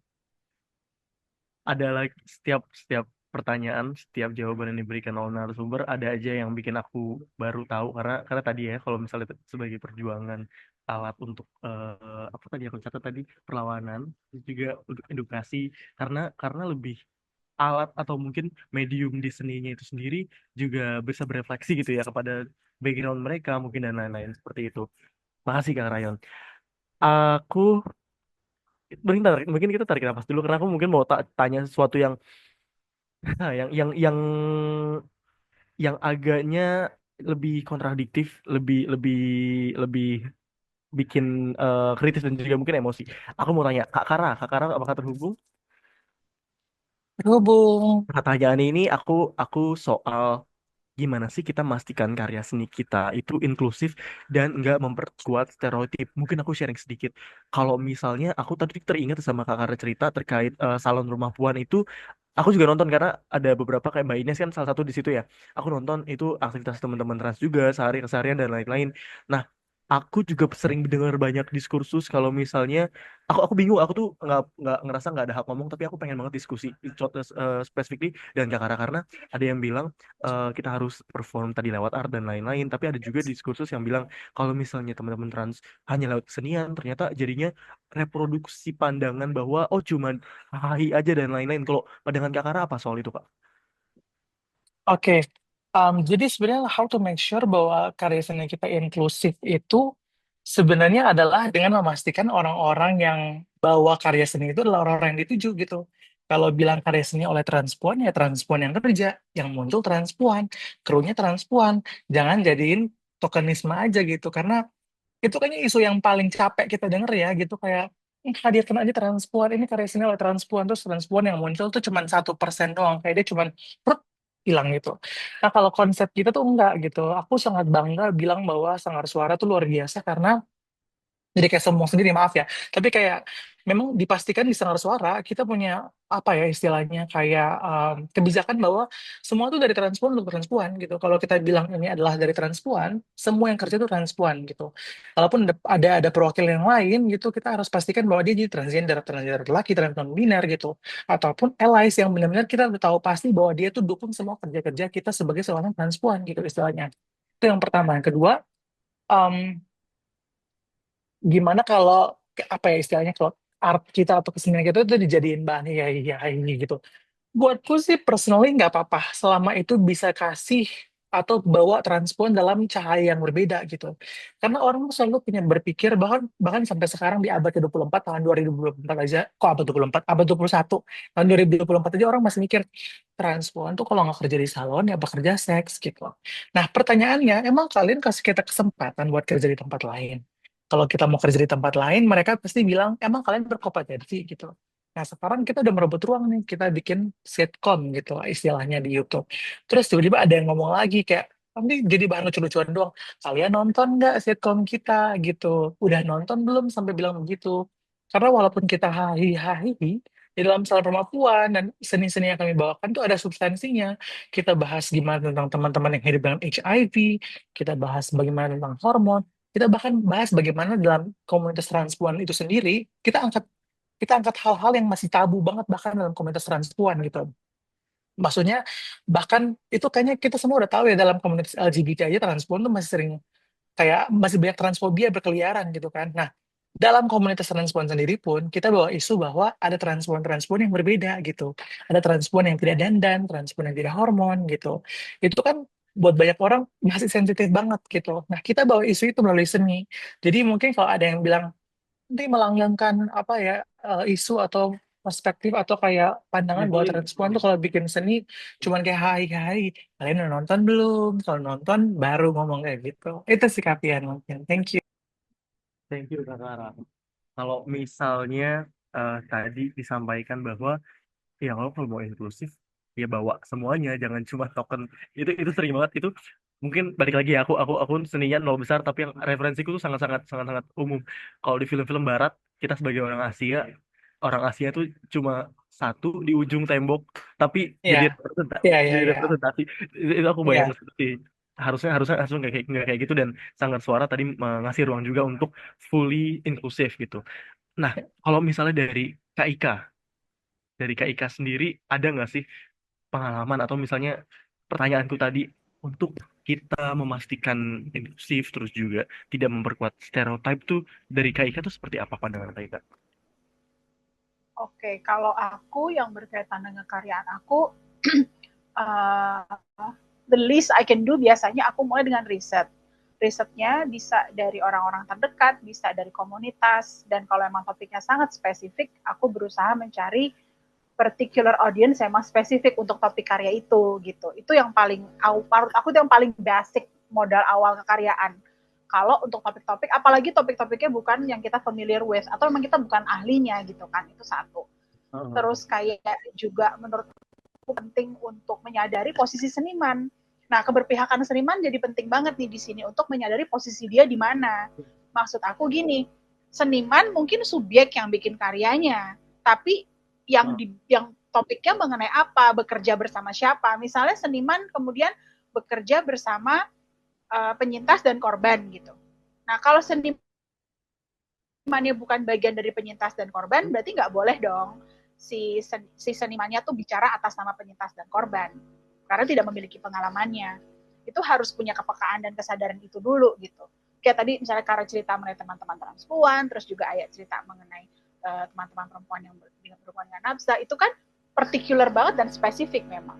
Dan itu artinya juga kita nggak bisa sembarang klaim bahwa oh, aku seniman, aku akan bicara mengenai trans di Indonesia, terus aku akan bikin karya ini gitu. Tanpa menyertakan teman-teman transnya, tanpa ngobrol sama teman-teman transnya misalnya, tanpa juga yang paling penting adalah mengecek dulu juga sih ke merekanya gitu. Am I doing it right nggak? Karena aku bukan trans gitu. Nah itu sih PR-PR yang memang menurut aku penting sekali untuk disadari oleh setiap seniman bahwa lo nggak bisa klaim itu. Hanya karena lo seniman, lo punya posisi subjek, tapi lo posisinya bukan absolut gitu. Harus ada kesetaraan sebenarnya dalam kekaryaan setiap seniman. Harus ada kesadaran bahwa misalnya ya karya juga nggak akan terjadi dong, misalnya tanpa berkolaborasi dengan gitu. Misalnya mereka-mereka yang mungkin posisinya itu tadi menjadi korban atau penyintas karena topiknya berkaitan dengan mereka ya. Terus juga aku selalu merasa juga memang praktek-praktiknya sih Asfian, praktek-praktek kesenimanan kita selama ini yang selama ini kita tahu tuh memang cenderung dan rentan sekali terjadi eksploitasi. Karena memang tidak diajarin bahwa dalam setiap proses karyaan seniman itu hanya elemen salah satunya gitu, tapi dia bukan absolut dan bukan yang paling utama gitu. Itunya sih menurut aku yang perlu dirubah juga pemikirannya gitu, bahwa pada akhirnya kalau kita memastiin misalnya oh aku mau bicara mengenai topik karyaku inklusivitas, tapi apakah akunya sendiri sebagai seniman ahlinya, apakah aku paham apa itu inklusivitas misalnya gitu. Terus juga jadi kalaupun seniman merasa tidak mampu, ya harusnya seniman juga mundur dan bilang saya tidak mampu karena saya tidak di situ gitu pemahamannya. Dan itu nggak apa-apa. Aku sendiri sebagai seniman, karena aku banyak berkarya atau mengangkat topik yang memang berkaitan dengan tema-tema yang mungkin membutuhkan ahlinya, bekerja bersama korban dan penyintas atau particular community gitu, aku sadar sekali posisi aku yang bukan di situ. Jadi biasanya aku juga kayak sederhana workshop deh Asfian misalnya, workshop kolase bicara tentang misalnya korupsi misalnya gitulah ya gitu. Nah, atau aku tuh selalu bilang sama mereka yang minta aku bikin workshop, saat topik workshopnya itu sesuatu yang bukan keahlian aku akan minta orang ahlinya ada di situ. Untuk apa? Untuk membantu aku juga dan membantu juga pesertanya untuk punya pemahaman dulu paling nggak yang cukup gitu sebelum bikin karyanya, termasuk setelah bikin karyanya. Karena kan kemudian setelah bikin karya misalnya presentasi nih, oh kalau aku ceritanya gini gini gini gini. Nah, aku mungkin bisa menanggapi dalam konteks teknik berkarya kolasenya aku bisa karena aku memang di situ gitu. Tapi aku tidak mungkin merasa misalnya, tapi aku tidak mungkin misalnya merespon dalam konteks korupsi karena aku keahliannya nggak di situ. Nah, aku akan meminta si orang ini untuk merespon gitu karya itu dalam konteks topik itu tadi. Aku tuh selalu begitu Asfian, karena menurut aku posisi seniman memang harusnya tidak menjadi yang absolut dan nomor satu ya dalam setiap proses karyaan gitu. Karena kan seniman juga bagian dari publik ya. Artinya dia juga bersama sama publik gitu, bukan terus jadi yang paling stand out atau yang paling utama gitu sih kalau I see. Oke, abis ini aku bakal kuliah di IKJ karena ternyata aku sangat-sangat tidak tahu sama sekali si Kak Ika. Kak, bentar, aku pengen nanya lagi. Penasaran. Karena ya. aku tuh pertanyaannya tadi cuma soal bagaimana kita memastikan inklusivitas dan kita nggak continue labeling secara buruk, tapi ternyata ya udah jujur ya di kepala aku dari tadi seniman utama karena kan kalian kan seniman semua jadi kayak aku pikir tuh ya udah utama tapi ternyata kayak itu nge-highlight bahwa itu cuma satu kecil, not the whole konteks. Ada Ya. nggak ada nggak pengalaman-pengalaman bahwa jadi kontradiktif yang tadinya senimannya dan senimannya dan the art gitu. Maksudnya misalnya senimannya bikin karya, maksudnya misalnya senimannya bikin karya tentang kesetaraan gender gitu, tapi kemudian ternyata dia pelaku kekerasan seksual, maksudnya gitu ya misalnya? Apakah pernah terjadi? Aku nggak tahu. Atau Mungkin terjadi. kalau menurut aku dari pengalaman aku dan pengetahuan aku, sebenarnya ada banyak sekali. Jadi gini, satu hal yang harus diingat, setiap seniman harus bisa mempertanggungjawabkan karyanya, Asfian. Kalau seniman bisa mempertanggungjawabkan karyanya, artinya dia bertanggung jawab dong sama topik karya yang dia bawa. Benar nggak? Artinya kalau misalnya itu tadi, kalau misalnya aku bikin topik tentang inklusivitas, akunya sendiri sebagai orang inklusif nggak gitu, terbuka nggak terhadap inklusivitas. Itu dulu kan yang dilihat kemudian. Aku kalau Asfian familiar juga, ada term atau ada istilah kayak seniman tidak berhubungan sama karyanya. Maksudnya gini, seniman itu satu hal, ya kan sih, seniman satu hal tapi karyanya satu hal yang lain gitu. Jadi nggak ada hubungan ya. Misalnya kalau karyanya bicara mengenai anti kapitalisme gitu, bukan berarti terus si senimannya harus anti kapitalis gitu. Bisa jadi sangat kapitalistik bahkan senimannya gitu kan. Itu kan juga soal perdebatan yang menurut aku menarik gitu, skena seni itu sendiri gitu. Apakah si seniman juga harus orang yang literally mengaplikasikan apa yang dia preach misalnya di karyanya gitu nggak sih gitu. Kalau menurut aku sih iya, kalau menurut aku iya. Dan aku juga percaya bahwa itu kelihatan kok di karyanya, ini menurut aku. Karena karya yang jujur, maksudnya karya yang memang showing the truth gitu misalnya, itu kelihatan.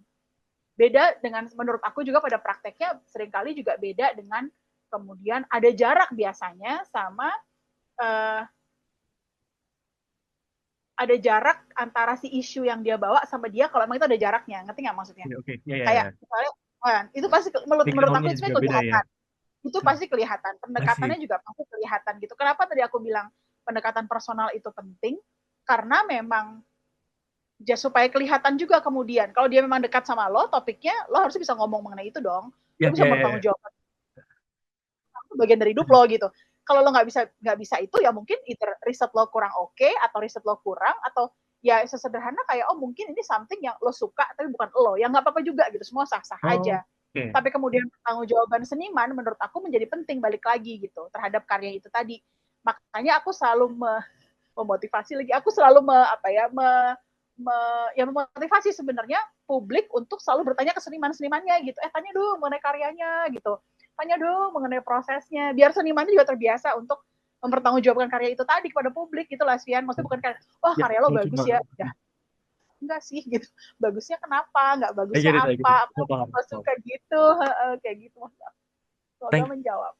menjawab. Makasih, makasih Kak Ika.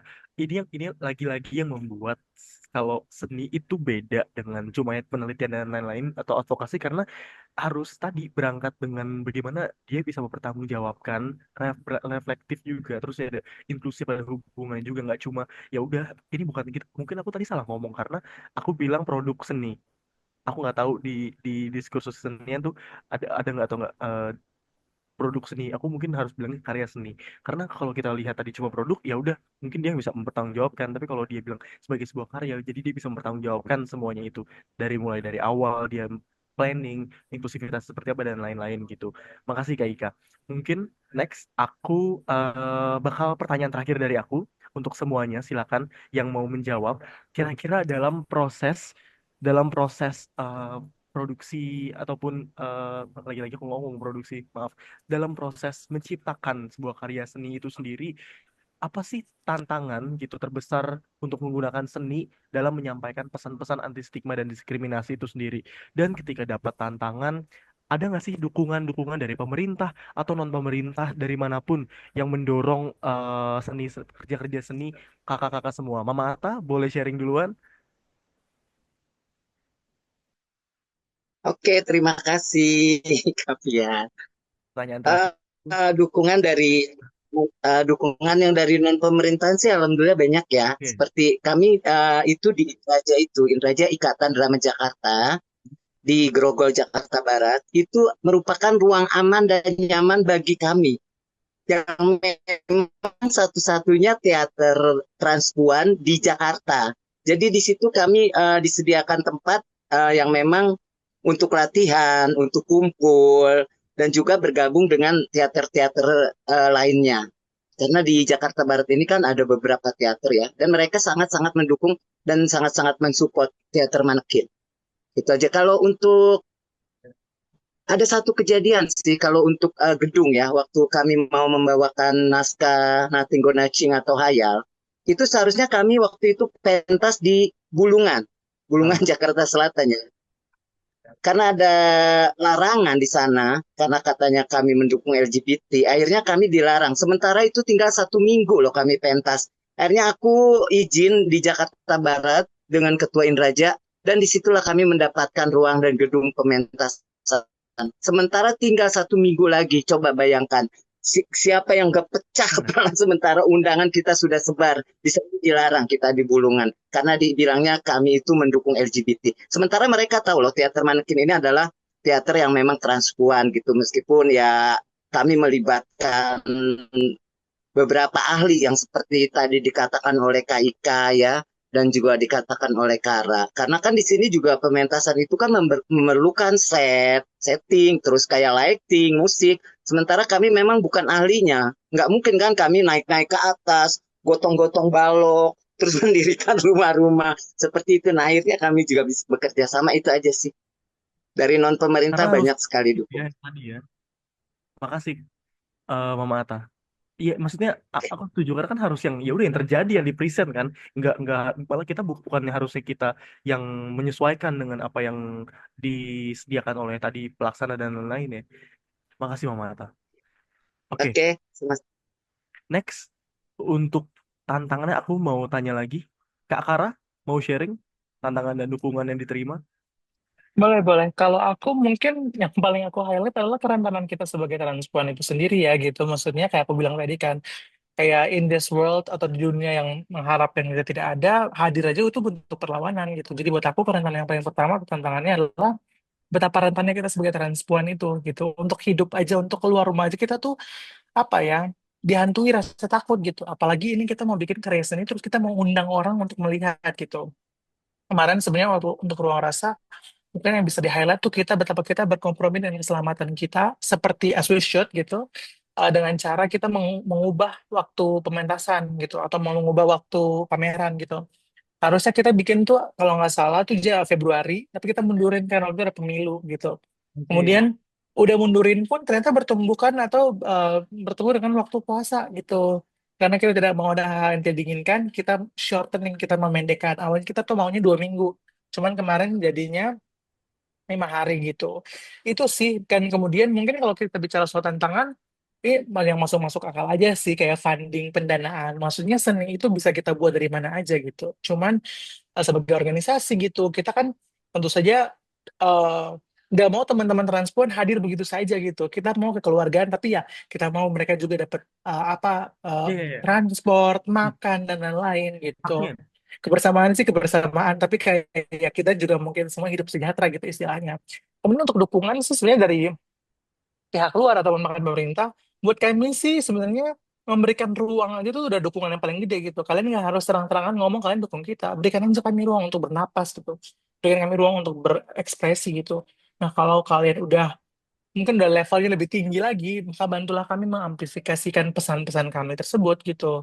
Berikan kami ruang terus amplifikasikan pesan, terus kayak ya udah berjuang bersama kami. Mungkin itu aja sih Kavian, thank you. Thank you, Kak Kara. Kak Ika, sebelum aku menuju ke teman-teman praktisi tahap redaksi menggunakan Apsa, Kak Ika mau sharing tantangan dan dukungannya? Oke, kalau kalau tantangan udah pasti censorship sih, Vian. Sensor tuh luar biasa di negara ini, dan itu tuh bentuknya macam-macam.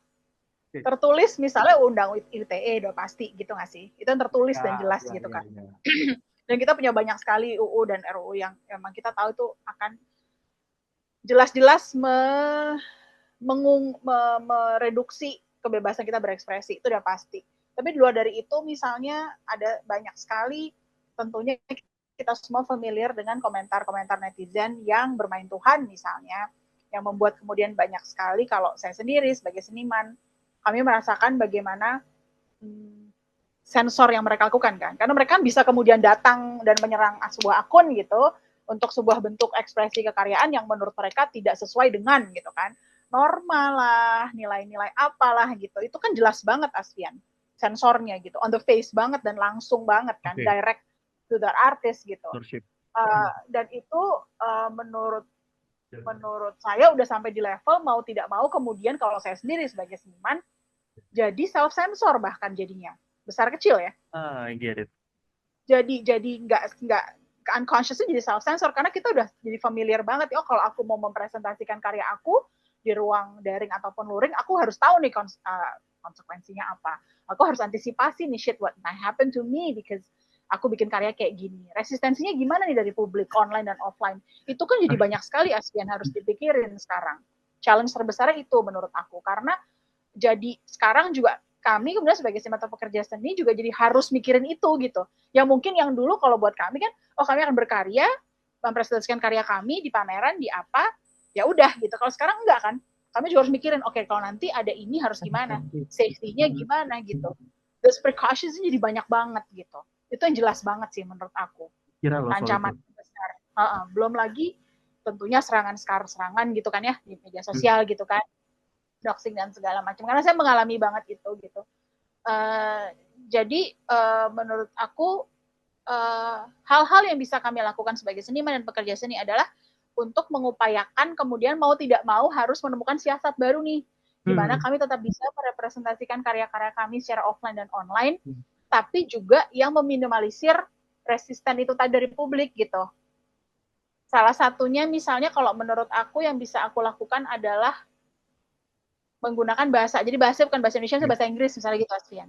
Tapi kan itu juga artinya saat yang sama aku harus mengorbankan ada elemen komunikasi karya aku dong. Yang aku tidak menjangkau mereka yang tidak mengerti bahasa Inggris. Nah, sekarang tuh kayak gitu banget yang aku rasain. Itu tuh berpengaruh banget sebagai menurut aku ya, sebagai seniman dan pekerja seni juga termasuk untuk mereka yang menyadari gitu bahwa kebebasan berekspresinya mereka luar biasa nih dikontrol. Baik. Dan dikendalikan gitu kan oleh publik gitu. Itu sih kalau kita bicara tantangan. Baik, makasih. Makasih Kak Ika. Aku mungkin karena keterbatasan waktu, aku mau sekalian sambil ya gitu sambil sambil sambil berjalan, aku mau lihat dulu apakah ada yang ingin bertanya dari peserta. Mungkin aku buka 3 pertanyaan dulu. Bisa raise hand atau taruh di kolom chat. Aku akan pilih. Aku lihat.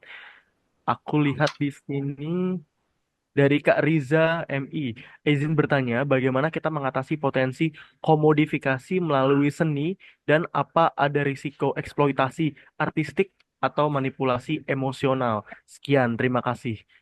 Ada yang mau jawab?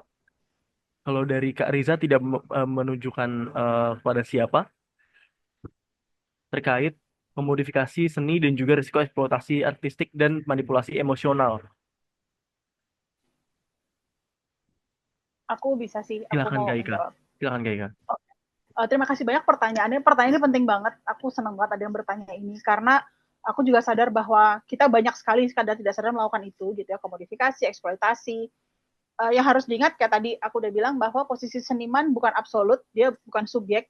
Artinya kalaupun dia memang yang bikin karyanya, dia harus sadar bahwa gitu kan posisinya dia bukan yang lantas menjadi ya nggak sih mengobjektifikasi orang-orang yang terlibat dalam karyaannya dia gitu. Dalam apapun bentuknya ya, Asfian. Misalnya kayak aku seniman visual, aku bekerja bersama penata lampu untuk karya aku misalnya gitu. Nah, aku juga harus tahu misalnya apakah si penata lampu itu mendapatkan upah yang layak misalnya. Bener dong? Saat dia bikin karya aku gitu. Nah, itu paling kecil contohnya misalnya kayak gitu. Jadi kita harus memastikan bahwa semua yang terlibat dalam karyaan kita itu terjamin finansial, mental, fisik dan segala macam gitu. Itu yang penting dan aku tahu itu susah banget karena di sini seni masih dipandang sesuatu yang ya udah sih kan seni kan sukarela, volunteer base, yang penting seneng. Yuk terima kasih gitu ya. Jadi itu aja masih harus dipikirin tuh gimana semua orang jadi bisa kita yang terlibat, kita senimannya, apalagi kemudian bekerja bersama tadi teman-teman korban penyintas misalnya, komunitas yang rentan, mereka dipikirkan juga jadinya supaya nggak terjadi eksploitasi dan juga manipulasi gitu. Harus sadar bahwa kendalinya artinya bukan di seniman, tapi di mereka yang bekerja bersama kita juga. Kita harus mendengarkan mereka gitu.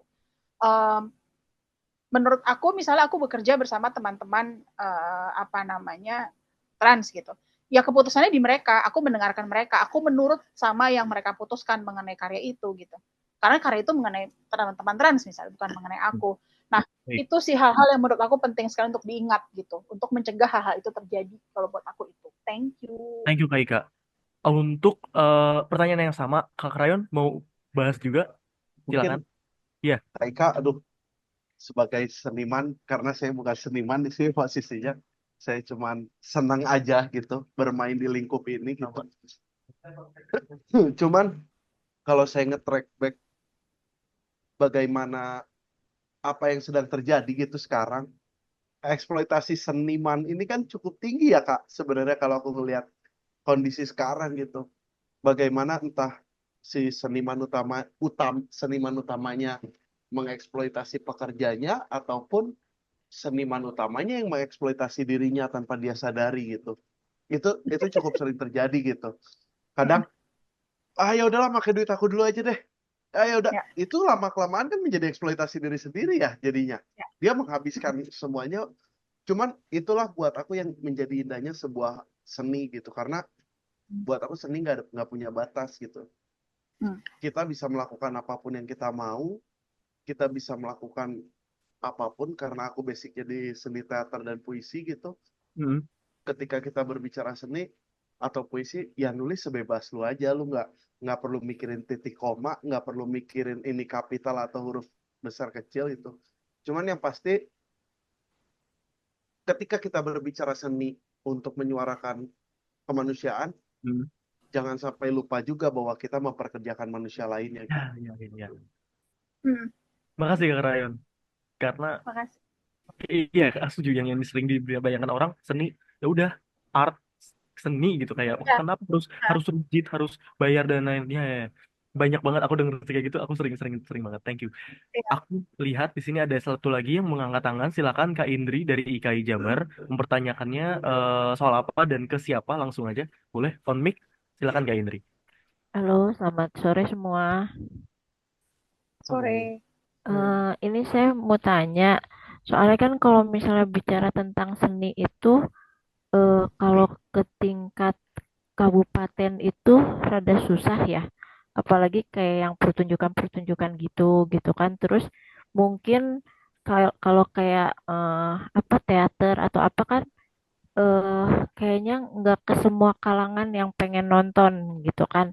Nah, ada nggak sih atau mungkinkah kalau misalnya kayak bikin apa ya kayak lomba misalnya dimulai dari tingkat anak sekolah lah gitu lomba tentang diskriminasi HIV/AIDS gitu dibikin kayak entah itu tulisan kah atau gambar kah gitu dan nantinya itu yang terbaik bisa dijadikan stiker kah atau kaos atau apa gitu tapi dimulai dari mulai dari anak sekolah sampai apa sampai umum lah gitu yang bisa ikut kayak gitu tapi dia tidak situasional hanya pas khas aja misalnya gitu enggak jadi momennya bisa kapan aja gitu jadi enggak hanya hari-hari tertentu atau momen-momen tertentu gitu terus yang kedua apakah nih dari narasumber-narasumber ini ada kemungkinan bisa bekerja sama dengan eh, apa ya penggiat seni yang ada di tingkat kabupaten gitu untuk bekerja sama berkolaborasi untuk bisa lebih nyampe pesannya gitu kan apa aja entah itu lewat musik gitu kan ada pagelaran musik atau apa dulu juga saya Iya. lagi masih gabung di Rumah Cemara sempet tuh sama almarhum Ginan sama almarhum Pak Iqbal gitu kan lagi zaman jebot lah gitu zaman bahula gitu kan ada gitu cuman itu hanya hanya nggak sering eventnya juga gitu kan jadi kan akhirnya kalau yang nggak sering gitu cepet terlupakan ya gitu dan Baik, apa ya sudahlah gitu doang gitu nah itu aja sih terima kasih ditanyakan ke siapa Kak Indri kira-kira? siapa aja lah yang mau jawab Boleh. bebas Aku mau dengar dari Kak Kara dulu, boleh? Yang belum? Sorry aku ya. Iya, boleh Kak Kara, silakan. Oke. Sebenarnya kalau menurut aku, apakah ada tadi, sorry aku dengarnya yang bagian terakhir, apakah ada kesempatan untuk kolaborasi? Kami sebenarnya sangat apa ya senang banget gitu. Bahkan kayak berharap akan ada potensi kolaborasi-kolaborasi lagi ke depannya gitu. Dan bahkan dari kerja-kerja kami sebelumnya pun kita tuh udah berhasil, maksudnya ini aku nyambungin ya gitu, kita berhasil bikin teman-teman tuh malah punya perubahan yang positif gitu. Contoh ada beberapa teman, aku mungkin bisa spill nama aja, ada teman yang dulu kerja di Ruang Rasa bersama Kak Ika, Iswara Dewati, dia kemarin bikin pameran juga tuh di Taman Ismail Marzuki gitu. Kemudian ada juga teman kita, salah satu kru yang kerja jadi asisten kamera di Salon Rumah Puan, dia tergerak bukan buat bikin kolektif artis sendiri gitu. Dan bahkan kami bisa berpikir bahwa kalau bukan kami yang kolaborasi, kita bisa memberikan kesempatan kepada teman-teman transpuan di daerah yang lihat kerja-kerja kami itu untuk menjadi pionir gitu. Bukannya kami tidak mau bekerja sama, kita bisa kerja sama bareng, tapi kalau kita bisa bikin langsung impact-nya kayak dengan ada kami bikin begini, orang lain terinspirasi untuk bikin punya mereka sendiri, aku rasa itu akan lebih impactful sih buat Hmm. teman-teman transpuan. Nah, itu mungkin dari aku, Kak Fian. Thank you Kak Kara. Kalau misalnya dari Mama Ata gimana? Karena kan ini spesifik ya, aku milih Kak Kara dan Mama Ata karena spesifik di tempat tertentu kan. Kalau Mama Ata gimana kira-kira terkait tadi Aku pertanyaannya? menjelaskan ya, seni teater untuk pelajar katanya kan tadi, kalau bisa dari pelajar. Sementara di Jakarta sendiri itu untuk pelajar sudah ada ya, kayak festival teater pelajar. Jakarta Barat, Jakarta Utara, Jakarta Timur, Jakarta Selatan gitu. Nanti ketemu dalam satu uh, wilayah DKI ketemunya. Nah, mengenai bekerja sama itu bisa ya memang dimulai dari pelajar untuk berteater bisa, terus kemudian ke masyarakat umum, istilahnya eh, teater apa ya, bisa juga dibentuk teater rakyat seperti itu kan. Untuk mengenai apa seni dan HIV/AIDS itu sudah dilakukan oleh teater pelajar dari Quantum, kalau nggak salah itu di 2017 mereka membawakan kisah lembar putih seorang waria, Baik, Mama Ata. ya, di mana di situ menceritakan kalau kami ini eh, ingin menunjukkan bahwa kami ini adalah perempuan, ibadah kami pun tulus seperti itu. Bisa kok bekerja sama. Baik, makasih Mama Atta. Mungkin aku mau respon sedikit Kak Indri terkait tadi mungkin masalah aksesibilitas ya, terkait seni juga terkait dan lain-lain yang ada di daerah dan di kabupaten. Sudah dibilang open misalnya untuk discussions atau kolaborasi ya memang yang tadi keterbatasan ya karena kan tadi aku notice ketika bahas dukungan kok aku nungguin di mana nih yang bakal sebut dukungan pemerintah tapi belum ada yang jawab belum ada yang mention mungkin itu salah satu hambatan yang perlu kita kita address juga dalam kerja-kerja seni ini. Nah, terakhir pertanyaan terakhir aku sediakan tadi slot 3 dari Kak Dendi PKBI Tasikmalaya. Pertanyaannya adalah apakah dalam menyajikan informasi yang disampaikan melalui seni yang dibuat melihat aspek kultur dan budaya serta karakteristik dalam suatu wilayah. Oh, jadi dalam menyajikan informasi yang disampaikan melalui seni yang dibuat, apakah melihat aspek kultur dan budaya serta karakteristik suatu wilayah? Oke, Kak Aya, Mbak Aya mau jawab? Sudah Yes. langsung kan? Silakan Mbak Aya. Aku tadi lihat sih di chatbox pertanyaannya Mang Dendi ya. Bener banget di semua aspek apapun yang kita mau sajikan dalam sebuah karya seni seperti yang tadi kita bolak-balik ngarimain kita semua kalau kita tuh perlu riset. Kita perlu data yang real, data spesifik yang tepat untuk kita menyajikan itu dalam bentuk karya yang lain gitu. Jadi begitupun juga dengan suatu wilayah, suatu apa namanya budaya kayak yang tadi sempat aku cerita teman-teman Spin kemarin kita kolaborasi uh, regional ada 2 negara lainnya ada Thailand, Indonesia dan um, Filipina satu lagi ya akhirnya kita mementaskan satu teater itu udah dengan sedikit riset mengenai kulturnya di Filipina sendiri gimana kita di Indonesia gimana karena nggak bisa semua cerita itu kita generalisir sama di semua tempat sama penerimaannya baik itu misalnya di Western di Eropa di kita sendiri yang Timur Asia itu pasti berbeda gitu.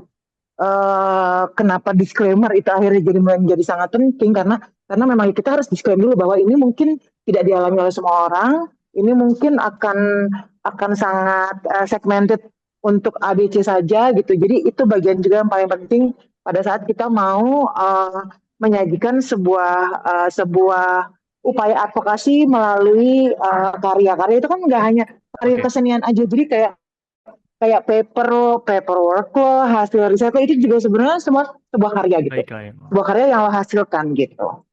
Makasih Kak Oh Aya. ya, aku ada apa namanya kirim di chatbox itu Ya. link untuk ke YouTube channelnya Spin itu Siap. lagu yang kita Dibuat bikin tadi ya, dan dinyanyikan lagi sama Soldier. Gitu. Baik, Thank you ya. makasih Mbak Aya. Yuk, Terima kasih Mbak Aya. Terakhir siap. aku notice di sini terkait tadi kultur dan budaya. eh mungkin aku karena aku penasaran ya kalau misalnya dari Kak Ika sendiri kolase kan sebuah metode ya. Nah, dari pas penyusunannya mungkin bisa dijawab nggak? Apakah menyajikan informasinya kolase gitu ya informasinya melalui seni yang dibuat tuh juga memang spesifik karakteristik dan kultur suatu budaya. Kalau dari Kak Ika gimana pengalamannya? Kalau menurut saya tergantung bentuk karyanya. Gimana tuh? Maksudnya gini, bentuk karyanya itu sesuatu yang gitu. Misalnya gini deh, kalau menurut saya video game itu sebenarnya karya seni juga kan, video game gitu. Tapi kan dia kemudian karena memasukkan unsur itu tadi melihat aspek kultur dan budaya serta karakteristik dalam satu wilayah itu kan kembali ke senimannya juga apakah dia mau memasukkan unsur itu ke dalam karyanya gitu loh Asfian. Misalnya seniman merasa bahwa aku nggak merasa perlu memasukkan unsur itu dalam karya aku tuh mau bikin karya aku sebenarnya sah-sah aja gitu artinya tidak ada keharusan untuk memasukkan unsur itu dan tergantung tadi itu juga misalnya menurut si seniman misalnya kalau dia bikin karya performance gitu mungkin dia merasa tidak mungkin dia mempresentasikan karya performance itu di sebuah wilayah yang tidak familiar dengan bentuk karya performance. Bener kan? Artinya yang nggak bisa dipaksain juga kan Asfian kayak yang nggak bisa dipaksain juga bahwa kayak aku akan perform karya bentuk performance di sebuah daerah yang mungkin akses mereka juga ke ragam bentuk seni, karya seni, ruang seni pun terbatas misalnya gitu. Nah harus banyak sebenarnya yang dilihat sih menurut aku itu tadi mengenai yang paling penting itu tadi dulu bentuk karya seninya apa Dan sebenarnya kalau menurut aku juga, walaupun seni itu dia memberi ruang tidak berbatas untuk segala macam hal, segala macam perspektif, segala macam topik, tapi aku tetap percaya bahwa setiap karya seni itu spesifik untuk orang gitu, untuk orang yang particular gitu loh Asrian, nggak buat publik umum. Makanya if they get it, right? Kalau dia ngerti, dia ngerti. Kalau dia nggak Yes. ngerti, dia nggak ngerti gitu. Ya karena mungkin memang karya itu diperuntukkan untuk particular audience. Kalau aku bicara bikin karya untuk ibu hamil misalnya, mungkin yang akan ngerti ya ibu hamil aja. Aja. Kalau Oke. lo nggak hamil, lo nggak ngerti karena karya ini emang bicara tentang ibu hamil gitu loh maksud aku. Pada Oke. akhirnya tadi Mas Rian kan ya produk seni, gitu kan produk juga gitu. Karya seni itu produk gitu. Dia juga perlu disesuaikan dengan audiensnya sometimes gitu. Nah itu sih I get it. Asrian. Makasih banyak Kak Ika, Mama Ata, Kak Kara, Kak Krayon, dan Mbak Aya. Aku di sini seperti udah hadir ke kuliah umum kesenian karena serius aku nol besar banget soal seni. Terima kasih banyak untuk semuanya, semua narasumber hari ini. 3 pertanyaan tadi dan tiga jawaban tadi menutup sesi diskusi kita hari ini.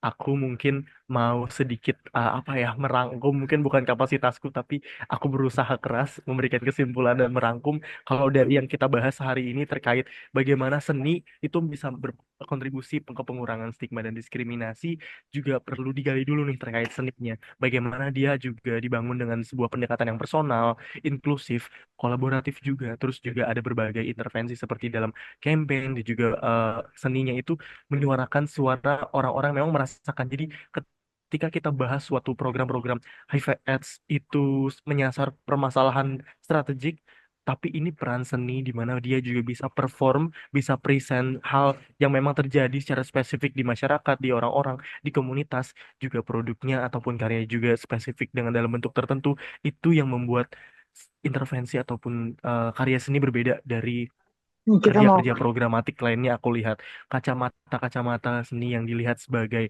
sebuah bentuk perjuangan juga, itu juga perlu dikritisi apakah kita melihat dia sebagai pejuang atau sebagai korban seperti itu.